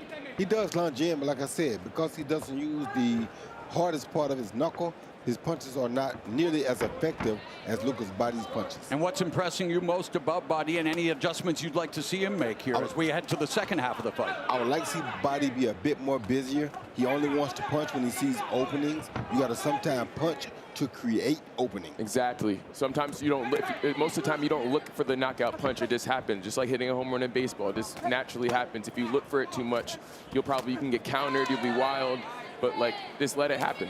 And the only reason Casamonica is still even in this fight like this is because he's not throwing enough punches. Bahdi is trying to look for just the one shot. There was an arm punch from Casamonica. He's was moving to the left, with, of course, is the power alley for Bahdi. Roy, why do you think he doesn't punch with like his full knuckles? Is it like Italian training, or what would you say? It's technique in the gym. Technique in the gym. Get away with that, and people let you get away with that. He's had 14 professional fights doing that. Only 3 knockouts. He's not interested in knocking anybody out, so he just wants to outwork you. Yeah, when I found out he had 3, it surprised me because he's throwing punches in the phone booth with him. What hurts?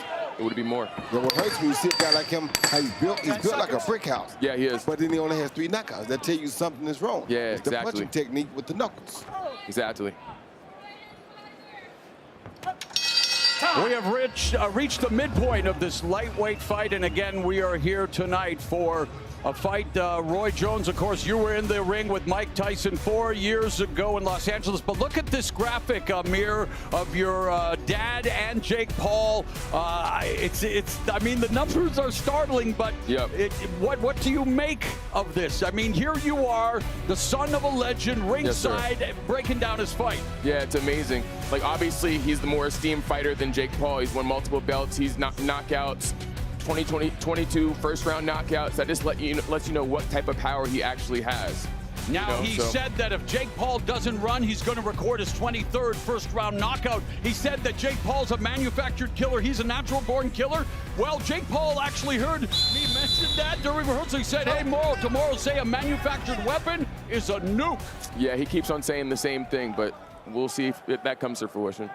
All right, we begin the second half of this bout, and Amir Tyson, the son of Mike Tyson, and Hall of Famer Roy Jones Jr. with me on the broadcast. We were joined by Rosie Perez, and she will join Roy and I coming up at Netflix at 8 Eastern, 5 Pacific. But all right, Amir, second half of the fight, adjustments that both guys need to make in order to curry favor with the judges and maybe land the eraser. I feel like Bahdi should just let his hands go a little bit. He's looking, like Roy was saying earlier, he's looking for the big shot. He's jabbing, but he's not doing anything off the jab. So he should just let his hands go more.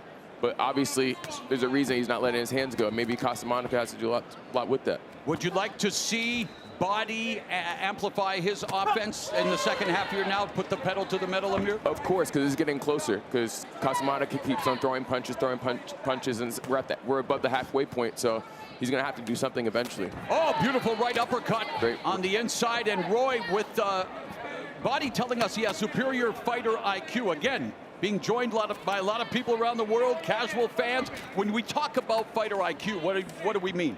We mean guys that know what to do and when to do it. Having a fighter IQ means you know and understand what you're doing in there or what you're trying to do in there. Most guys don't know or understand. They just go through the motion of whatever happens. They like react. Tactical awareness, the adaptability. How about fight management? Talk about fight management. Fight management is knowing when to turn the gas up or when not to turn the gas up. So sometimes you see guys like him. Right now, Bahdi should be throwing more punches to the gloves, not so many to the face, because the way he's managing the fight now, he's just looking for the one-shot knockout. If this other guy, Casamonica, was good enough, he could stay in this fight because Bahdi's not doing enough. Not doing anything at all, really, except for jabbing or doing stuff like that. But he needs to do more in order to win this fight. I think he's still winning the fight, but like I said, from the early round domination. If from the early round. was doing more, it would be very difficult. Yeah, you know we live in a what have you done for me lately world. And, of course. Coming off that knockout of the year candidate, but again, every fight is its own story, and with less than a minute remaining here in the sixth, Casamonica is keeping Bahdi honest. And Bahdi throws good counters, but he's just not doing enough. Right. Very good counters. Is it just me, or is Bahdi taking some deep breaths? He takes some very deep breaths. See, he landed a good counter right there. He seems a little fatigued right now. Yeah, but this undefeated fight ain't gonna lay down, so. Right, yep. And talk about the mentality of entering the ring with like 16, or excuse me, here at 17-0, but being an undefeated fighter like you were for the majority of your career, Roy, what's the mentality like? The mentality is you don't want to give it up, but what I'm trying to say is that Casamonica has that same mentality. Casamonica is 14-0. Yeah, and he's just maybe put a definitive statement on this round, Amir. Yeah, he didn't come from Italy to lay down. He's going to give it his all, you know. Look at him, look at him. He's getting confident. Look at him. He's talking to him, too. You see that, right? He's talking to him, too. The bravado of Armando Casamonica. Come stai? All right, how are you?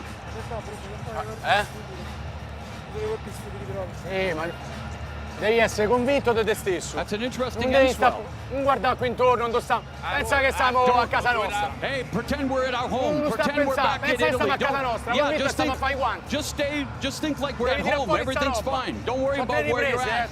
Questa 4 riprese. Stai bene It's fisicamente. good. Everything's okay. Dobbiamo essere convinti. È molto statico. I'm happy. He's very tired. Bahdi is very tired. Prevedibile. Per riportare in acque più sporche. Per portarlo in acque più sporche, devi attaccare di più. Make it dirty. Make it ugly. Very nice work. You got any pop left? Do I need to translate the Canadian?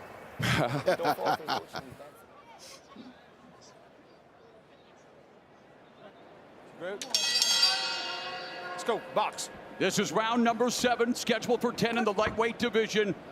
Knockout artist Lucas Bahdi of Canada taking on Italia's Armando Casamonica, who made the trip across the Atlantic on short notice and does not want to come up short in this, the biggest opportunity of his life. And he's coming forward, guys.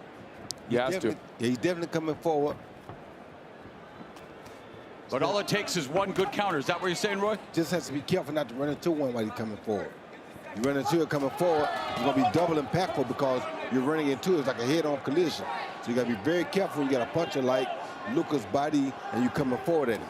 I feel like right now he's just waiting for that counter punch. He's waiting for that counter punch. He knows when he hits him right on the chin, there's a good chance he's going to put him to sleep. You know what doesn't wait, though? What? That clock in the corner. That clock doesn't. It doesn't wait.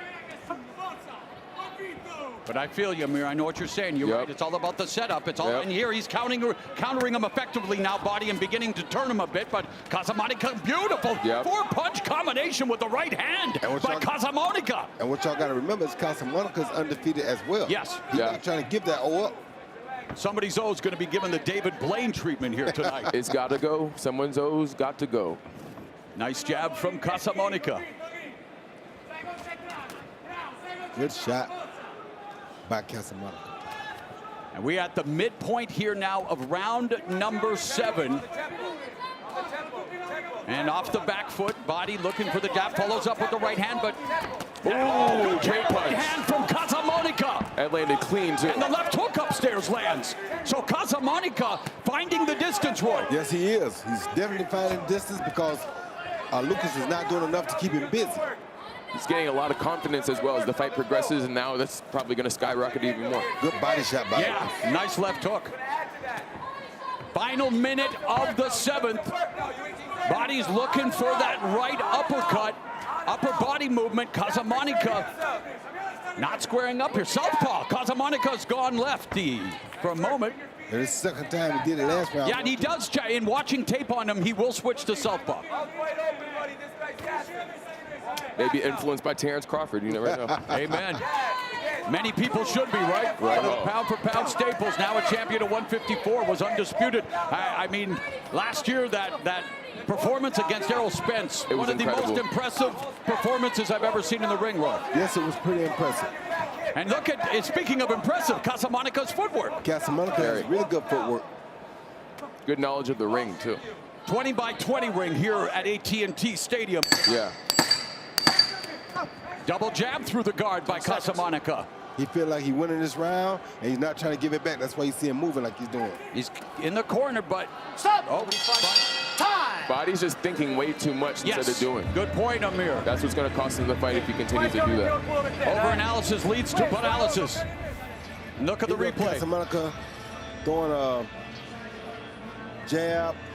Overhand right there. Very good shot. Uppercut, the beautiful time to counter. Very good overhand right. They're going to hook 2 right afterwards, but that was a beautiful overhand right by Casamonica. Best punch of the fight for him. Non ce va bene.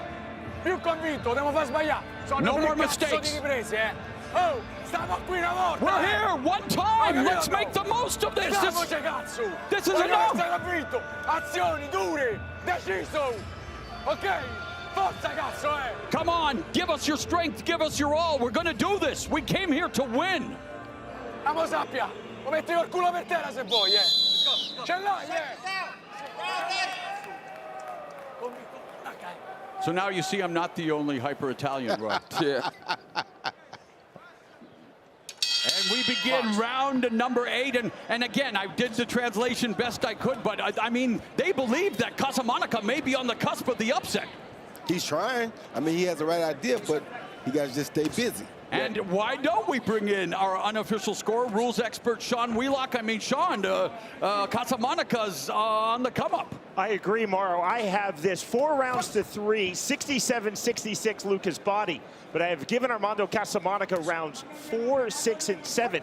As you've been saying on commentary, you see that Lucas Bahdi, after round number 3, has been sitting back, waiting for those hard counters. But meanwhile, Armando Casamonica has the volume, has been dictating the tempo and coming forward with pressure. And as you were saying that, Sean, and Amir, you reacted some good counter work to the body by Bahdi. Yeah, he's hitting him in the head, body, everything. If he continues to fight like this, based off shot on scorecard, he can win the fight. So the trainer knows this is your biggest opportunity, the biggest stage that boxing's ever had. Let's bring it. Why? I mean, and again, watching Bahdi, he does bring it. Why? What is it that's keeping him from pulling the trigger as much as he'd like to right now, Roy? He's not as open. What is his name? Casamonica. Casamonica is not as open as it looks like he is. He has high guard. The high guard is not encouraging to a guy like Lucas Bahdi, who is a big puncher. No risk, no reward? Exactly. Minute and a half left in the 8th round. Don't push. Mark Colloy, veteran referee, maintaining law and order, and has had a pretty easy go of it. These two pros doing their best to give the fans a display of their skills in the sweet and savage science. And this is what I like to teach fighters. I say, don't show a guy your face sometimes. He won't punch. Casamonica is not showing Bahdi the face. So Bahdi ain't punching much. Right. And Amir, again, I love those reactions, brother, because great uppercut hook combination. Closer. There were 2 punches, but there were 4 punches to that too. Now there's one more. And Casamonica's putting together some nice combinations. Yes, he is. He's throwing 4 and 5 punches to Lucas's 2. Who does he think he is? David Benavidez? See that? Oh, See that? He's sitting down on these shots now. Yep. Curling behind the guard of Bahdi. I feel like he would have way more knockouts if he actually punched with his knuckles like you were discussing earlier. And he what has the about power. sitting down? What about like Mike Tyson, where it comes from the bended knee throughout the leg all the way up? You got to really deny the good shot. And punching with leverage. Another left hook to the body by Bahdi. And there's a right hand that missed for Casamonica. But Bahdi is not putting together combinations, Amir. Yeah, the body doesn't move either, so it's good to hit the body because it slows everything else down. Bahdi's not putting together combinations because he don't see openings. He only wants to punch when he sees openings. Oh, good shot. That was a great shot. Good timing, Good timing on that punch. Yeah.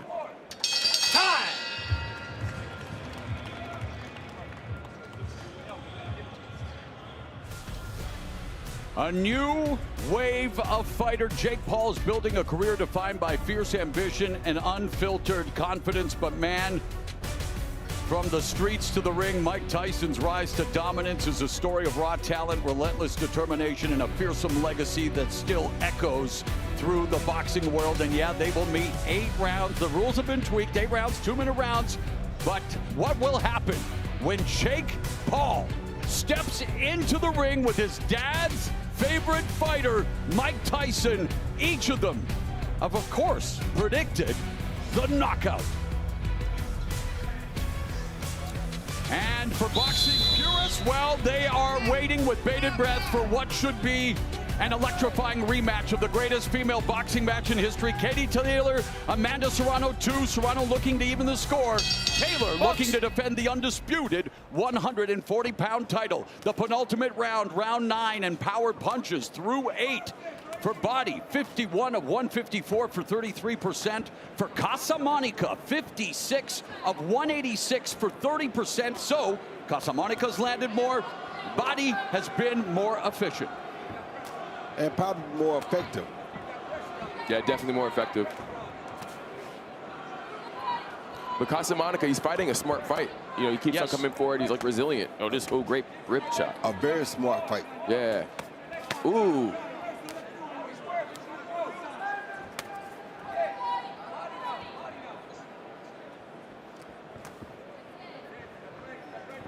So, okay, Bahdi, I see what he's trying to do, using the stick, trying to gain range.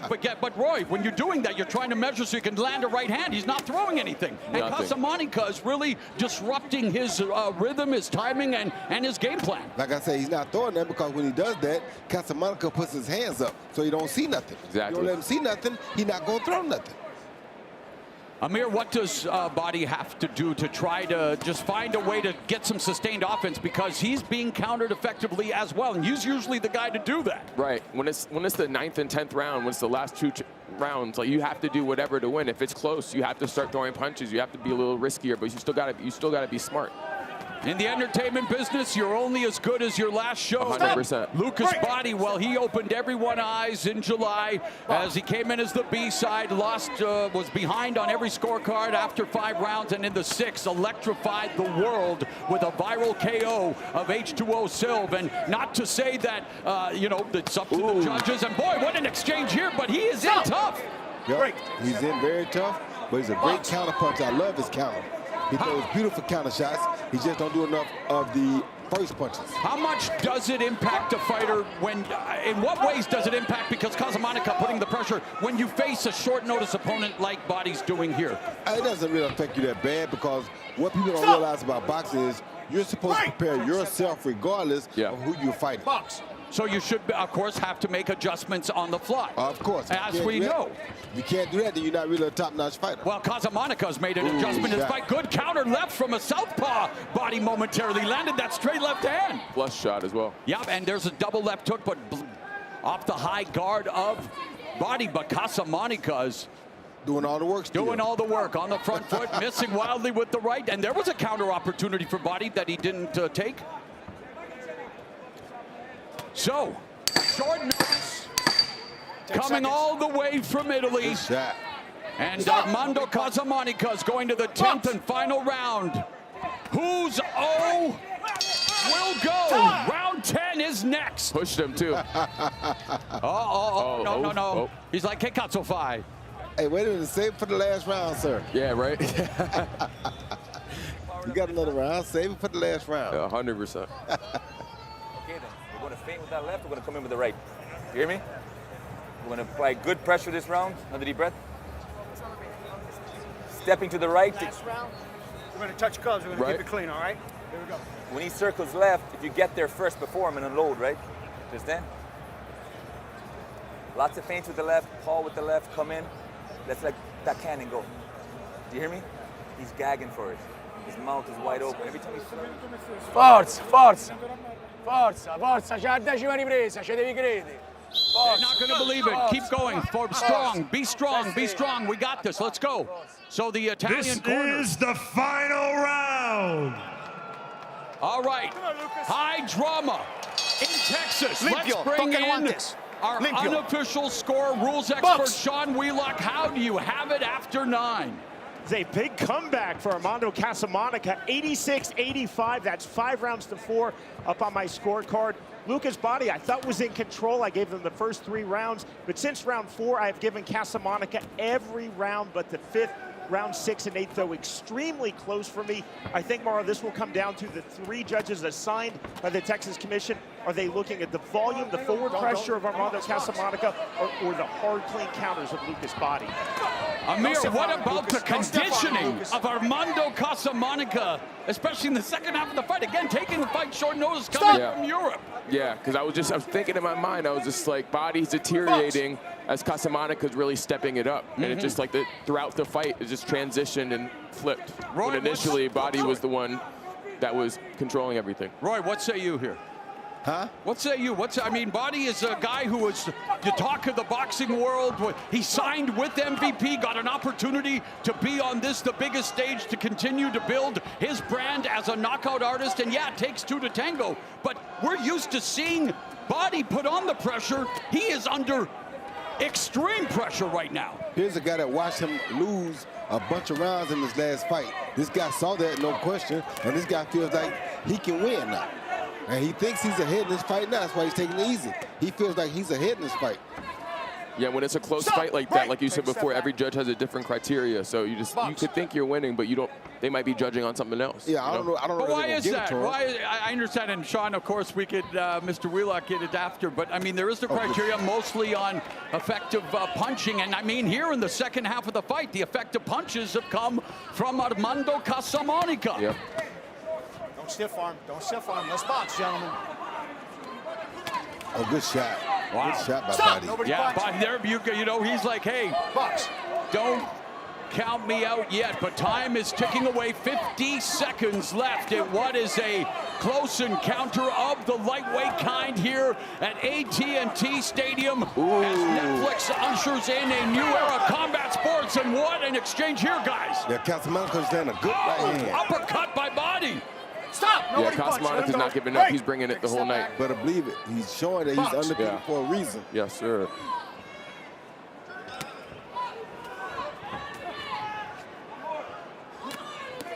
Final 20 seconds.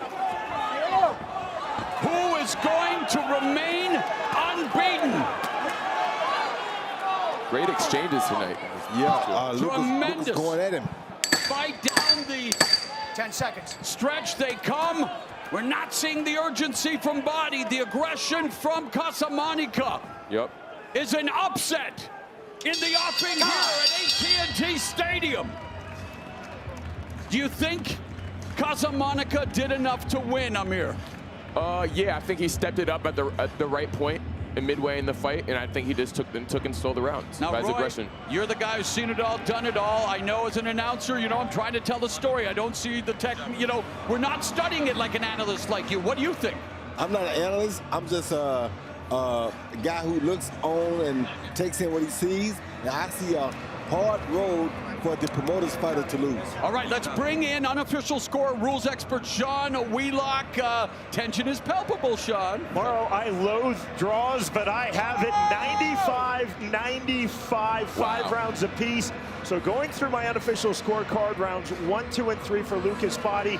I then gave Armando Casamonica every round, rounds 4 through 9, except for round number 5, which was extremely tight as well. Round number 10, I thought Lucas Bahdi did a lot of what he did in rounds 1, 2, and 3. Came forward while still landing effective counters. Well, the difference for me in this fight, and I think that's what the 3 judges now are looking at, Bahdi was a counterpuncher throughout, but he was a pressure, aggressive counterpuncher in rounds 1, 2, 3, and 10. In the other rounds, largely, Armando Casamonica had more volume and had more consistent forward pressure. And for Roy Jones Jr., he doesn't do draws, he wears draws. All right, we've got Big Mo in the center of the ring with the official decision. Ladies and gentlemen, at the end of 10 full rounds, we go to the judges' scorecards at ringside.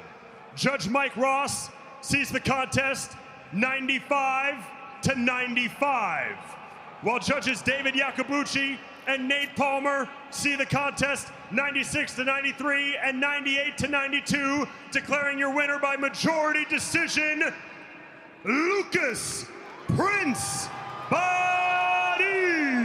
98-92, mamma mia, but Lucas Bahdi, he wins this by the hair of his chinny chin chin, guys. What do you think? Now the 8, now the 2 ain't the hair of your chinny chin chin. That's the hair of your promoter. Yeah, literally, I was just thinking the same thing. I was like, there's no way that's at the scorecards of the actual fight we watched. There's no way. I mean, for Armando Casamonica to taste defeat on short notice, are heartbroken. Armando Casamonica, but Lucas Bahdi's the one that escapes, remains unbeaten, improves to 18-0, while Casamonica falls to 14-1. And now let's look at the final stats and the numbers. Well, again, you see how close it was, with Bahdi having the edge in total punches landed, Amir. Right, yeah, it was a close fight. That's why I'm saying, like, the fight should have been much closer than it was. Like, those 2 scorecards were egregious.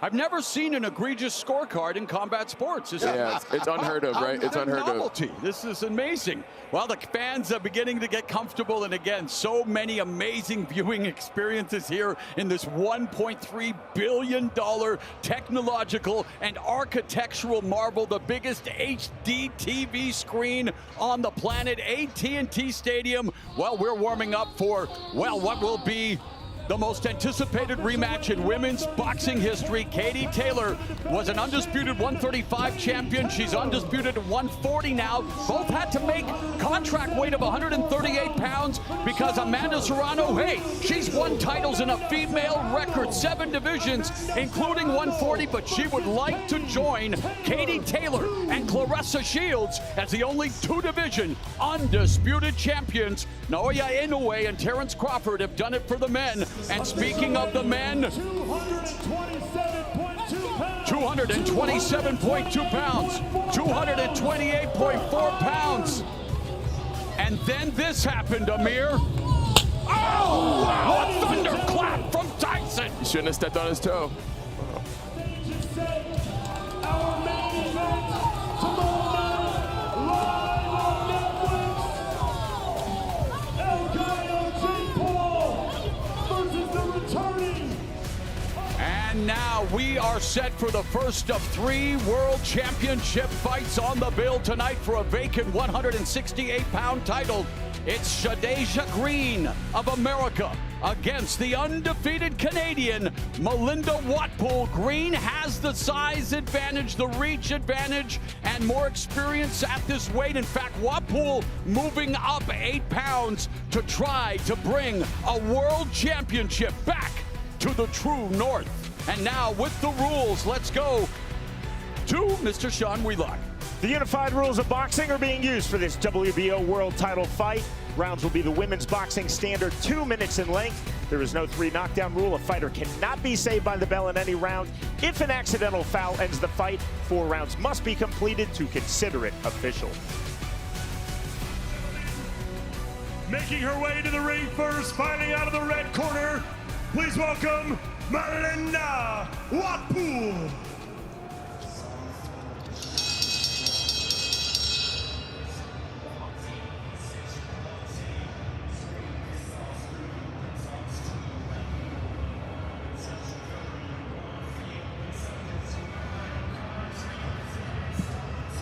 For this proud Canadian who hasn't been a professional for long, in fact came to the sport at 15 but was always a longtime fan of boxing films and literature, Melinda Watpool owns a hardware store, helps the family on the farm, and of course if she owns a hardware store, she has the tools to build the trophy case. She would like to bring this championship back to Canada, Amir. And again, you look at her record and she's 7-0, 2 knockouts. Not a lot of experience, but everything relatively speaking, the women's game is still on the rise. The quality continues to emerge. And of course, tonight, these two have a stage that they've never had before. Never in their life have they had this stage. When I saw her last fight, when I watched tape on her last fight, she was relentless. She was resilient. She just kept on going at the fighter. That's why when I found out she had 2 knockouts, I was like, wow.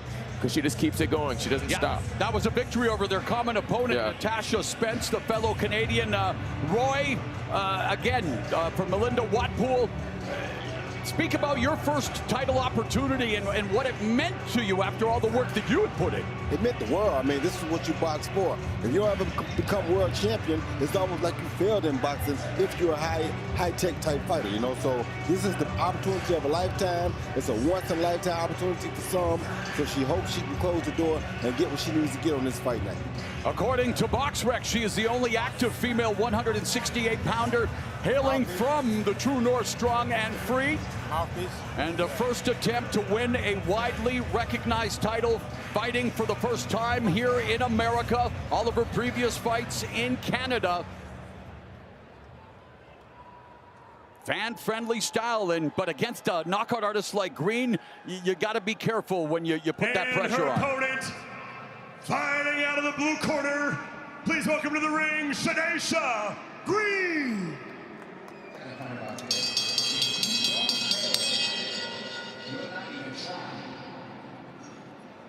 I'll say it again. If you don't fail, you're not even trying. My wife told me this great expression. To get something you never You hear the motivational words, and she's all about mantras.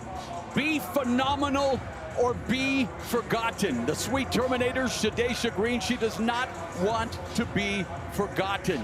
She started boxing at 15 to help with her basketball footwork, and as a basketball player, and Roy, I know you're a hoopster through and through. Old Dominion, as a freshman, they made it to the Sweet 16, so she is a world-class athlete through and through. Comes in 14-1 with the 11 knockouts. The loss to Franchon Cruz-Dezurn. Dezurn made it ugly. Many people think Watpool have to do the same thing, have to smother the offense of someone who is a rarity in women's boxing, a knockout artist. That's what she better do. She better go in there and try to smother that punching power so that she can survive, make it an ugly fight, and maybe she can be victorious, but we'll see. Second female promoted by Jake Paul's Most Valuable Promotions. Of course, Amanda Serrano was the first. This is her second attempt at a title after losing to Cruz-Dezurn for a vacant title in this division. Let's go to Big Mo.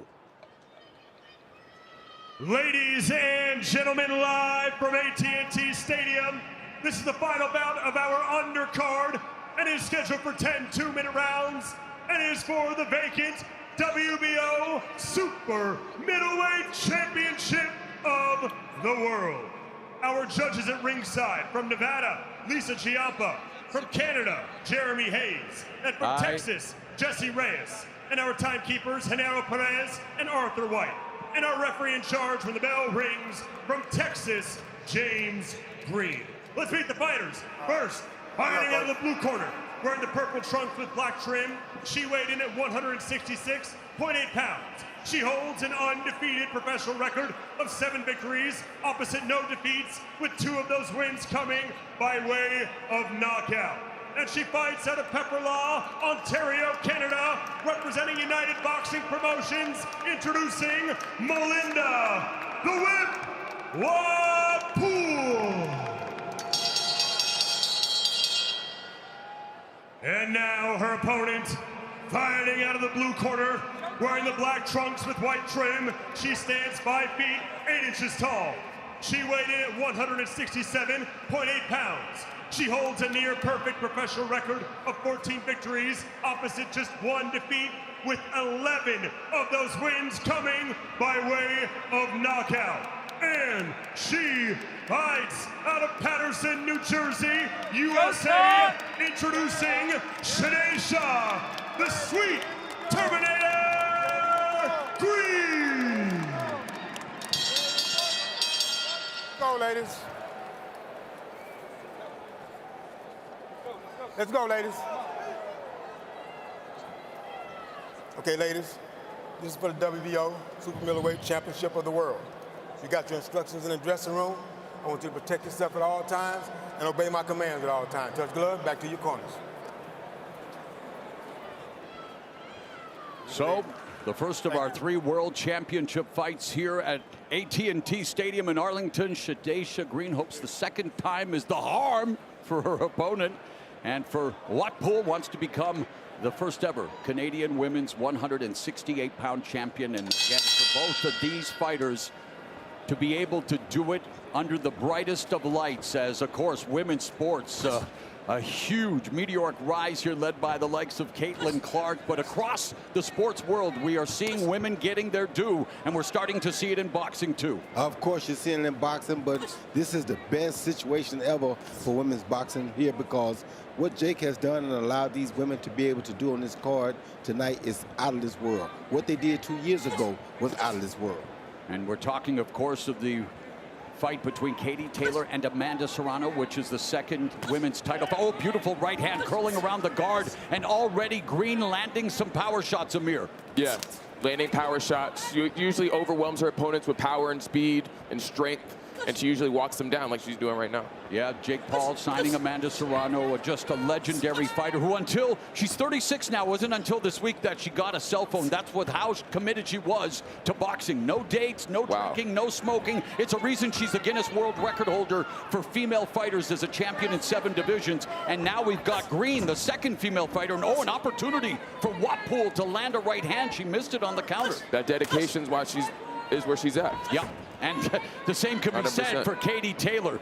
Very 100%. Instrumental in bringing women's boxing to the Olympics. But you know what? We'll have plenty of time to talk about them. Right now, the moment belongs to Green and Watpool. Watpool trying to attack Green on the ropes, Roy. Watpool's staying at a very bad distance, though. She needs to get closer to Green, because right now she's staring right on the end of Green's punches, and that's not good, because Green is throwing mean punches with bad intent. Trainer Barry Porter, intent on wanting to establish that thudding, that battering jab, and of course the physical advantages belong to Green. And in women's boxing, 2-minute rounds, and title fights are 10. We're going to round 2. Goes by so quick. Oh yes, it does. And when we're not paid by the hour, buddy, why not, right? Right. Thank you, man.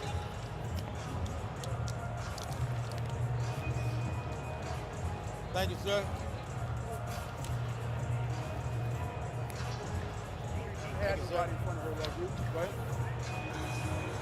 Get closer to her. Work your shots. All right. at some point, we're going to start walking her down a little bit, right? Because she's worried about coming in. So we're going to have to go to it. All right? How you feel? Good?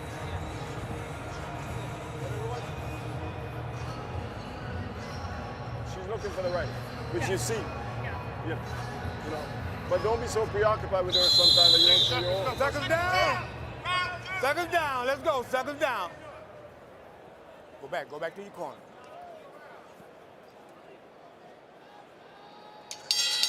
Bell, round number 2. Again, 2-minute rounds in the female division, so you can expect to see action pick up in a hurry. And already they're meet in the center of the ring, and it's Green establishing the jab. But here comes Watpool. Tried to get in close, and this is what Watpool has to do, according to the strategy of Franchon Cruz-Dezern. Yes, Watpool definitely has to push the issue, get close to her, get out of that danger zone she's in, stand on the outside. That's her best way of winning, is going off the jab and then doing combinations off that, and just keep staying resilient and keep with her opponent being a lot stronger. And speaking of beautiful combo, and boy did Watpool feel that shot, yet she's still standing, but that was a flush right hand through the guard by Green. If you stay outside like that, you're going to allow Green to continue to land big shots like that. You got to close the gap and get close to her. You can't let her pick you apart on the outside. And Watpool is indeed trying to do just that, Amir. Yeah. There's no fear when your first, world championship fight. This is what you've worked to get to, and despite maybe the lack of experience, that Green has, this is something that Watpool has earned, and yet Green is earning Watpool's respect with the jab. Yeah, but Watpool stays right here where she is. She's in a bad place. Yeah, I was going to say squaring up right in front of a knockout artist like Green. And not going close to her. You got to smother that power. And again, it wasn't the most aesthetically pleasing. Ooh, great right hand. Punch out, Great right hand. It was flush. No punching. I got you. No punching. Let him go. Now, Green still maintains, and after watching another good right hand indeed. Green has been down. It should have been ruled a slip in her career, but I mean, Watpool is trying to let it whip, as it were. The whip. Watpool gets another 1-2, Amir, from Green. So the action indeed picking again. Yeah, they're exchanging, man. As we expect, the women always bring the smoke. You love to see it. And I love to see my friends from all the smoke in attendance tonight. NBA stars, Jackson and Watpool Barnes. in the right hand there, but then, Green in the right hand right there. Oh, there goes a big right hand by Green, right down the pipe. That's why Watpool can't stay out there. Again, you see line up the jab, and there goes a big right hand, but you see the distance. Watpool to fight at a very, very bad distance right there. You good? Yeah. She don't know how to get in there, so that means you're going to have to go to her. Yeah. All right, take her to school right now. All right. Hold your right hand up. It's a little too low for me. You understand? Yeah. Barry Porter, the trainer. It's a little too low for me. All right? No, you're doing fine. I want you to be first, though, okay? Be first. Taking a page out of Nature Boy Ric Flair's playbook, Roy. It's time to go to school for Shadasia Green, who has been able to keep Watpool at bay for the most part, but and we go into round 3, total punches through 4 minutes of action. That's 2 rounds for the females. Green, 17 of 69 for 25%. Watpool, 10 of 64, 16%. And Green coming in, landing the combinations and evacuating. Yeah, when Green can keep at this distance, Green is good. Nice job. So Watpool got to get closer and close the door. She can't stay out here at this distance. This is Green's distance. And Green being a power puncher that she is, eventually if you keep messing around that deep water, she's going to catch you. Yeah, when you get too comfortable with the power puncher, it just comes out of nowhere sometimes. Exactly. Amir, we mentioned Cruz-Dezern a few times, and she's a unified champion in this weight class. Oh, good shot by Watpool. Another great. That hurt. Yeah, bringing the fight. Yeah, she's bringing it. Savannah Marshall moved on to MMA for now, so she's a championship in recess. That's why there's the vacancy. But Watpool standing her ground. Nice defense there. Ducks underneath the right hand of Green. I mean, yeah, she's showing that she could fight at this level. And she's trying to prove a point. A 5-time national amateur champion in Canada. And again, a longtime student of the game. But for Shadasia Green, again, an athlete, high-level basketball player, Roy. Yeah, these high-level basketball players turn out to be really good fighters. Why do you think that is? Because of the footwork. You know, when they got footwork like that, it makes it very easy to transfer from basketball to boxing. Now, Watpool is smothering her offense coming in there, Amir, with that right hand. She's just a little not managing distance like I think she really wants to now, because there's opportunity, and of course there's the great danger that could come in return. Honestly.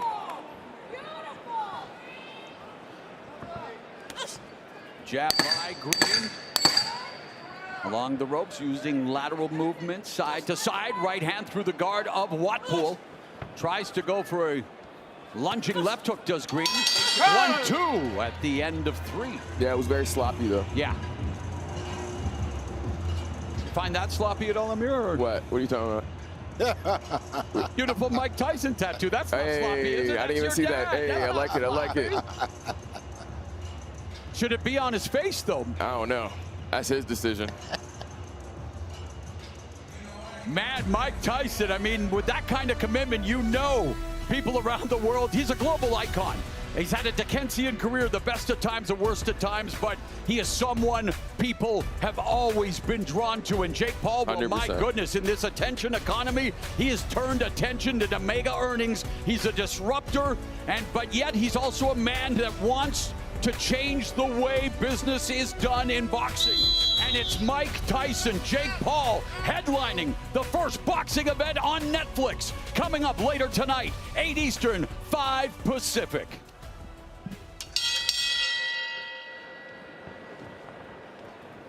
This is round 4, scheduled for 10 for a vacant 168-pound title. And let's bring in our unofficial score rules expert, Sean Wheelock. How do you have it after 3, my friend? Morrow, 29-28, Shadasia Green. I gave Green rounds 1 and 2.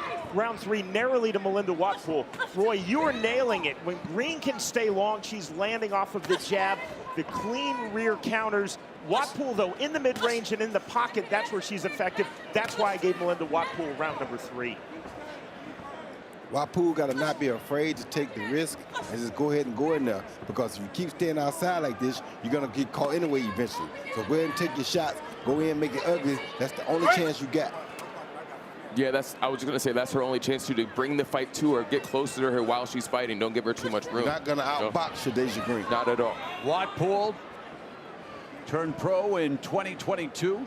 Has averaged 3 wins a year against steadily improving opposition. Last 4 fights, though, went the scheduled distance. She started her career with 2 KOs in her first 3 bouts, but again, facing a former title challenger in Shadasia Green, and Green, of course, looking to make a lot of green. In order to do that, Roy, you got to be the champion. Yep. What do you think of the output? It seems to be lagging just a bit, no, Amir? Yeah, it's lagging a bit, but Watpool just bringing the fight to her. Shadasia Green's, obviously, she's a better boxer, but Watpool says this is the moment, this is the biggest stage. Like, she wants to show the world what she got. It seems like Green might be setting a trap for that counter right hand, Roy. She's been setting it all night. Just Watpool been able to escape like that.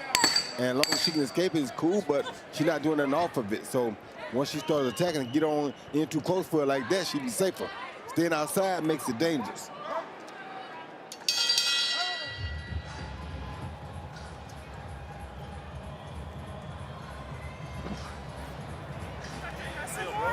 Very nice. You're doing good, Red. When she inside holding, touch with that. Because she's trying to hold and slow the action down. Keep touching her so she has to hold. You're doing beautiful. Turn into those right hand, boom, like a snap. Yeah, we need more whip, right? But just keep doing what you're doing.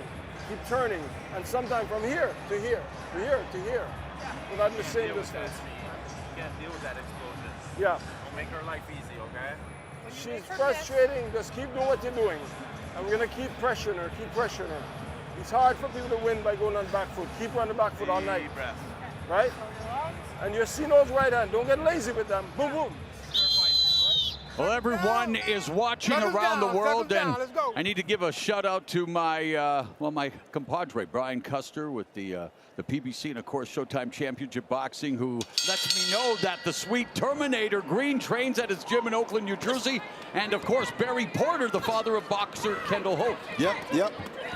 Barry Porter's a good trainer. See, it's nice to have friends contribute. Yes, very good friends.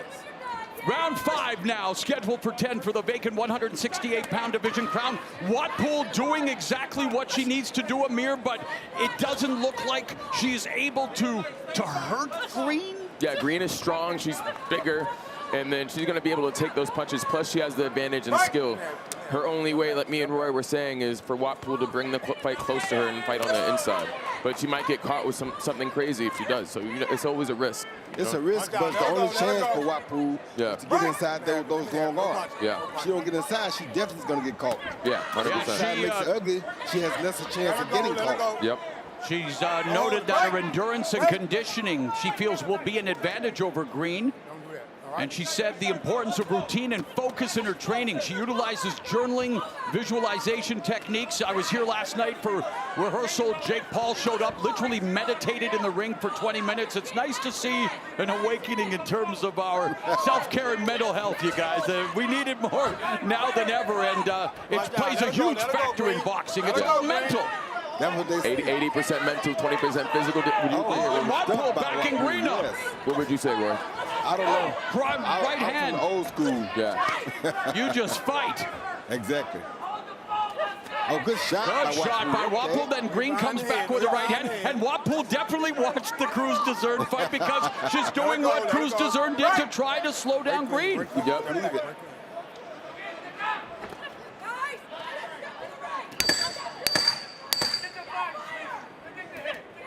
We are at the end of the first half of this championship fight. And indeed, the action beginning to heat up.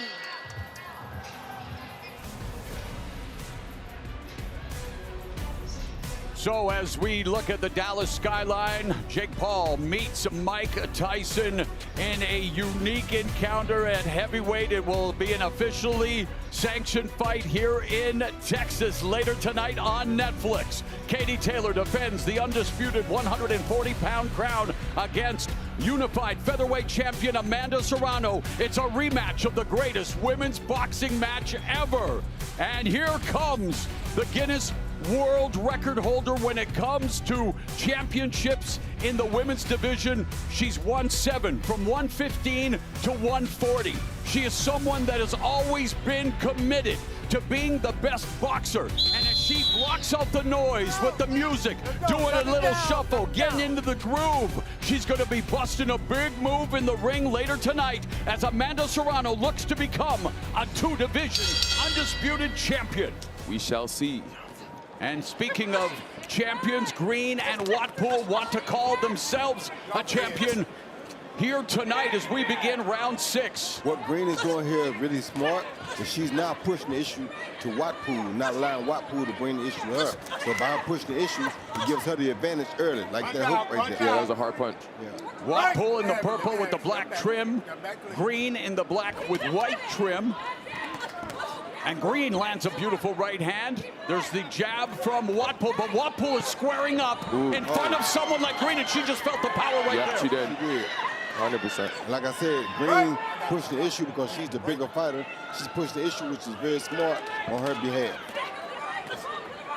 There's a right hand, a clubbing right hand that moved Watpool and Green. Now you guys are picking up momentum. She may be turning Green and getting ready to Hulk smash Watpool. Watpool don't want to see this. Watpool should have took advantage when she had the opportunity. 100%. Now, I mean, Green's corner told her to do this 3 rounds ago, but now Green is actually doing what the corner told her to do. Got an old friend of mine, Al Cole, over there in the corner, helping Porter with Green, so that's a beautiful thing to see. Referee just administering a whoa. Very wild punch. 30 seconds, clip. Green clips Watpool with a left hook. Okay, Green won the first half of the round, but Watpool looked like she won the second half of the round. Watch out.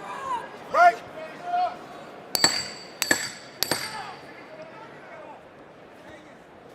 Watpool on the back foot, and Green just missed with a sweeping left hook and then threw that overhand right, and in close, Green lands a couple of right hands at the bell. Both had their moments.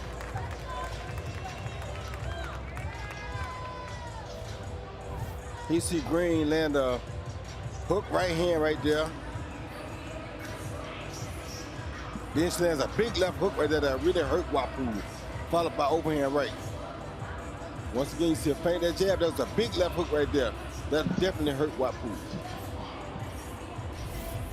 Big rep, give me something big. All her fights are coming forward, right? So that means she don't know what to do going back, all right? Don't look for no big shots, all right? No big shots, all medium shots, all right? Big rep. Let's go. So here in Texas, not everything has to be a Nolan Ryan or a Aroldis Chapman fastball. According to Barry Porter, he'd like to see some medium punches, Roy. Right, he needs to see some because that'll make it set up the bigger punches. And speaking of fastballs, total power through 6 for Green, 47 of 118 for 40% clip.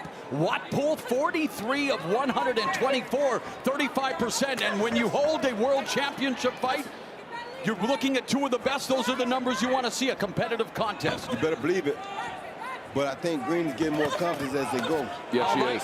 And she has more power, too, so Watpool can get caught with something really effective. Yeah, they're beginning to really sit down on their punches, but let's bring in our unofficial score, rules expert Sean Wheelock. Morrow, 3 rounds apiece, 57-57. To me, this is the quintessential range fight. Rounds 1, 2, and 6, which I gave to Shadasia Green. She's controlling from the distance, stepping forward with straight punches. Rounds 3, 4, and 5, which I gave to Melinda Watpool. She's landing effectively in the mid-range, in the pocket, and even in the clinch. Beautiful combination countered there by Watpool. Just over a minute left in the 7th, and we had the feeling all process. Information was collected, and now it's turning into a world championship fight. Watpool does a good job of stepping those right hands now. Got to give her credit for this. She has good defense with her head movement.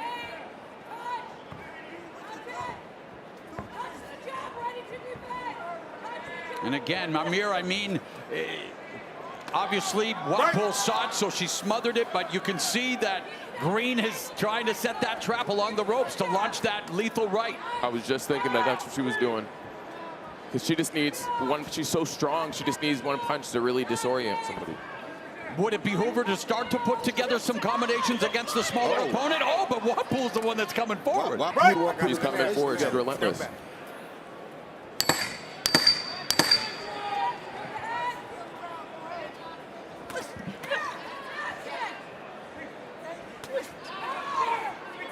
Watpool's jab backing up Green, and we are through 7 rounds. Hey, let's take a closer look at the main event participants later tonight on Netflix.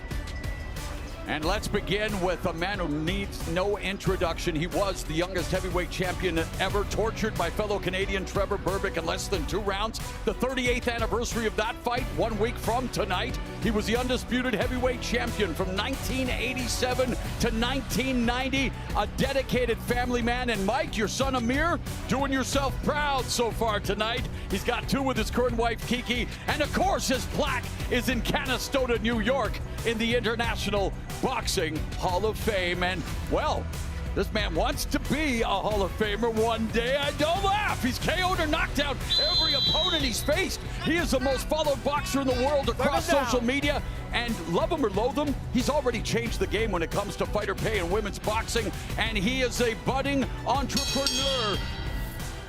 Paul versus Tyson. What is life? This is round number 8 between Green in the black and white, Watpool in the purple and black. I think Watpool won that last round. Nice double jab. Sorry, Roy. I think Watpool won that last round. For sure. See what Green come back with this round. So far, she started with a great jab. Let's see how she does with the rest of it. And Green is stronger. That's why I'm like, why can't you have to use your strength, use your advantages? You would think, like, why is she getting backed up? But that's what's going on in this fight. She's boxing, but she still should be going forward like she did those 2 rounds ago. 2 rounds ago when she went forward, she was much more successful. Right. Green utilizing that footwork that we talked about, honed on the basketball court and in the gym.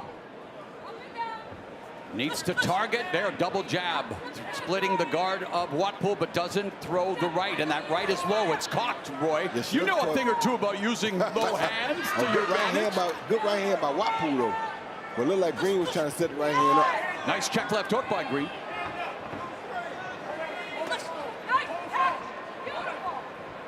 Watpool, what do you make of her strategy, Amir, as we go into the championship rounds in 45 seconds? Yeah, she's just pushing her back. She's making Green fight on her back foot, and she wants to stay close to her opponent because Shadasia has better boxing skills. Oh. Under 30 remaining in the 8th. When you see Green bouncing up on her feet, up and down on her feet like that, Roy, what's she doing? Well, she is kind of controlling the ring, keeping Watpool away from her, changing direction because Watpool's footwork ain't that good. So she's using her footwork to keep Watpool from punching. See how Watpool's not throwing the punches? Because she got to change direction too much.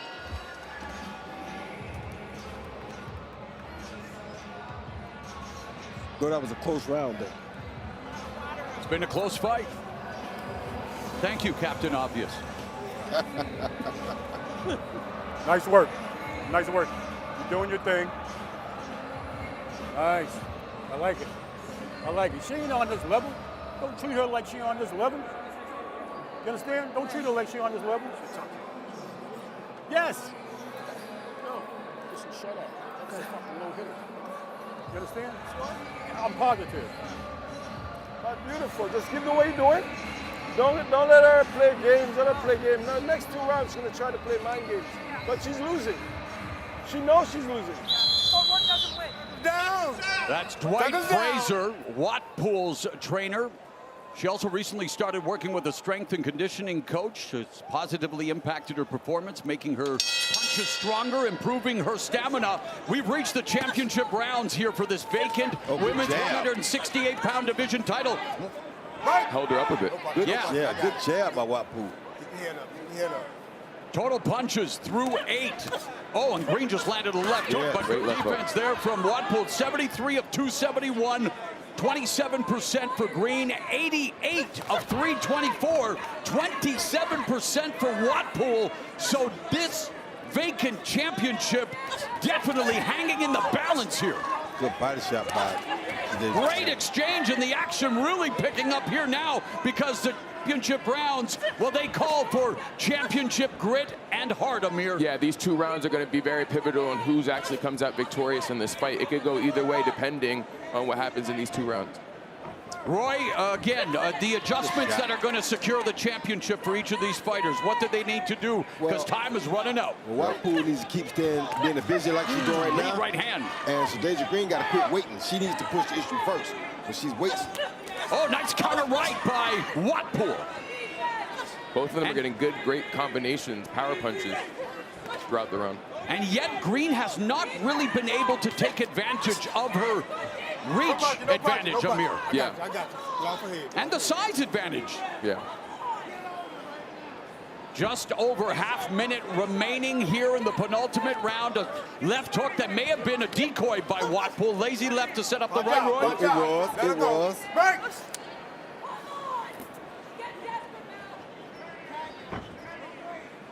Wanted to keep turning Green. Green there sits down on that left hook.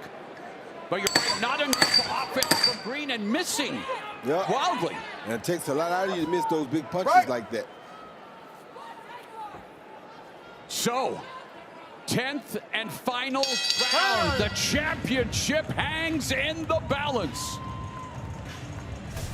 And later tonight, AT&T Stadium, this, well, stunning feat of engineering and design will play host to a Fab 4 night of fights. And it all culminates with a double main event. The fight the world will be watching, Jake Paul versus Mike Tyson at heavyweight, and Katie Taylor and Amanda Serrano promise to repeat their 2022 Fight of the Year effort. 2 of the very best to ever put on the gloves in the women's world of fighting. Trailblazers, Titans, Taylor and Serrano on the stage they deserve. Netflix. Last round. This is the final round. 10th and final round. The crowd here appreciates appreciating the efforts of both Shadasia Green and Melinda Watpool. They touch gloves to show sportsmanship, and we are going to... Let's go. She was rushing to get it on. Switch back, rewind it back. What was the rest of the line? Old school. 10th and final round at Roy. Do we see Shadasia Green just start to put together those effective crushing combinations that we've seen her do in the past, or is she, as Watpool, earned her respect and made her maybe think more than she wants to? Yeah, she's thinking more than she wants to, but she's controlling this round with a jab. That's good. But Watpool ain't laying down.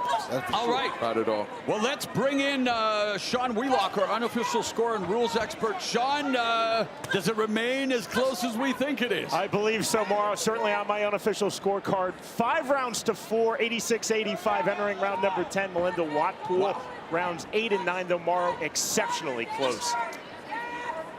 Green was the favorite coming into the fight, has more experience at this weight, has challenged for a title before. But it's Melinda, the Whip, Watpool. Composed, collected, picking her spots. And the lateral, there's the footwork of Green. But effective punching is the #1 scoring criteria, Amir. Yep. Accuracy, power. That's what the judges look for. And in order to have effective punching, Roy, you have to what? You got to throw. You better throw him. But I'm interested at the tentativeness of Shadasia Green here, Amir. Yeah, she's acting like she won the fight already. And sometimes when you're with the promoter, you can act like this. Right. Felix Yeah, Trinidad, Oscar we know what's up. Yeah. Oscar De La Hoya, Felix Trinidad. Yeah. But I mean, for a championship fight, Melinda Watpool, effective strategy, but again, it's up to the 3 judges at ringside, and we will all be sitting on tenterhooks awaiting the decision. Who is going to walk out of AT&T Stadium a super middleweight champion? Will it be a Canadian making history as the first female to win a title in that division? Or will Shadasia Green erase the bitter memory of her lone defeat and become a champion at last? And Sean Wheelock, how do you have this fight after 10 complete rounds? Morrow, I have Melinda Watpool is the new WBO Women's 168-pound world champion. 6 rounds to 4, 96-94 on my unofficial scorecard. Roy, I think you nailed it throughout this fight on your commentary. When Shadasia Green was controlling on the outside, an effective jab, clean counters with the rear right hand, but Melinda Watpool negated the clean technical boxing, the excellent footwork, the ring generalship of Shadasia Green by coming to the inside. Watpool throughout this fight, effective in the mid-range, effective in the pocket. She even landed in the clinch. Again, I have her winning by 6 rounds to 4, 96-94.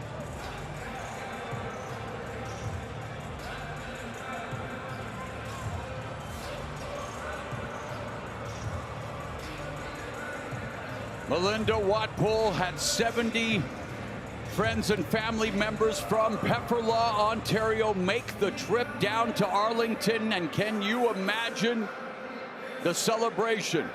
Oh, Canada, are we on the cusp of crowning a new champion, or does Shadasia Green garner that title belt she so desperately wants? And let's go inside the ring now with the official decision. Here once again is Big Mo. Ladies and gentlemen, at the end of 10 full rounds, we go to the judges' scorecards to crown a new champion. Judge Lisa Giappa sees the contest 97-93 Green. Judge Jeremy Hayes sees the contest 96-94 Watpool. And Judge Jesse Reyes sees the contest 96-94, declaring your winner and the new WBO super middleweight champion of the world, Shadasia, the Sweet Terminator Green.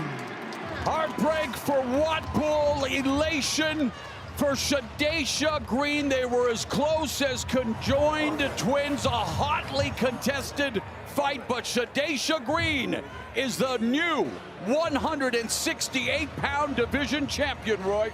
Yes, she is. I thought the fight could have gone either way. It was a very good fight by both fighters.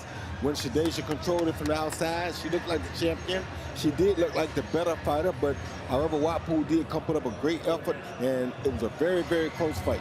Green hands Watpool her first loss, and Amir, you did a tremendous job here tonight. What a bright future you have in this game, and before we want to get your thoughts on Shadasia Green's victory and a final word on what you think your father is going to accomplish later tonight in the main event. I think it could have gone either way. I had Watpool winning, but it's boxing. Anything could happen. And look at the numbers, Amir. Yeah, exactly. It was close. It could have gone either way. I think Watpool won. I personally believe that, but that's the result. Well, the Canadian, well, no, we're professionals, and what a great output, but the numbers say it there for Melinda Watpool, but it's Green that garners the championship. And again, Amir, thank you so very much for this tonight, and good luck and all the best to your dad. And Roy, what a start here tonight. We're again joined by Rosie Perez, and coming up at the top of the hour, we are going to be live on Netflix. Can you believe this, Rosie Perez? Like a kid in a candy store, sitting there with you two. And what a pro you are. I'm an idiot because I didn't even realize you weren't on cancer. You're like, no, I'll pick this up. I know a little bit about entertainment. It's been a night of entertainment thus far. So anyway, we are finished here for the time being, and we are going to get ready to go live on Netflix. One last reminder. We are going to be bringing you a night of action inside the squared circle, as we will see 4 fights come your way, including a welterweight championship fight, a 10-round undisputed women's super lightweight title, and then a once-in-a-lifetime matchup. Do not adjust your set. It is Jake Paul versus Mike Tyson in the main event. It's the dawning of a new era in sports and entertainment, and it is coming your way at 8 Eastern, 5 Pacific, only on Netflix. For Amir Tyson, Roy Jones Jr., Rosie Perez, Sean Wheelock, and our amazing crew, AT&T Stadium. Get ready. It's Friday Night Fights from the Lone Star State.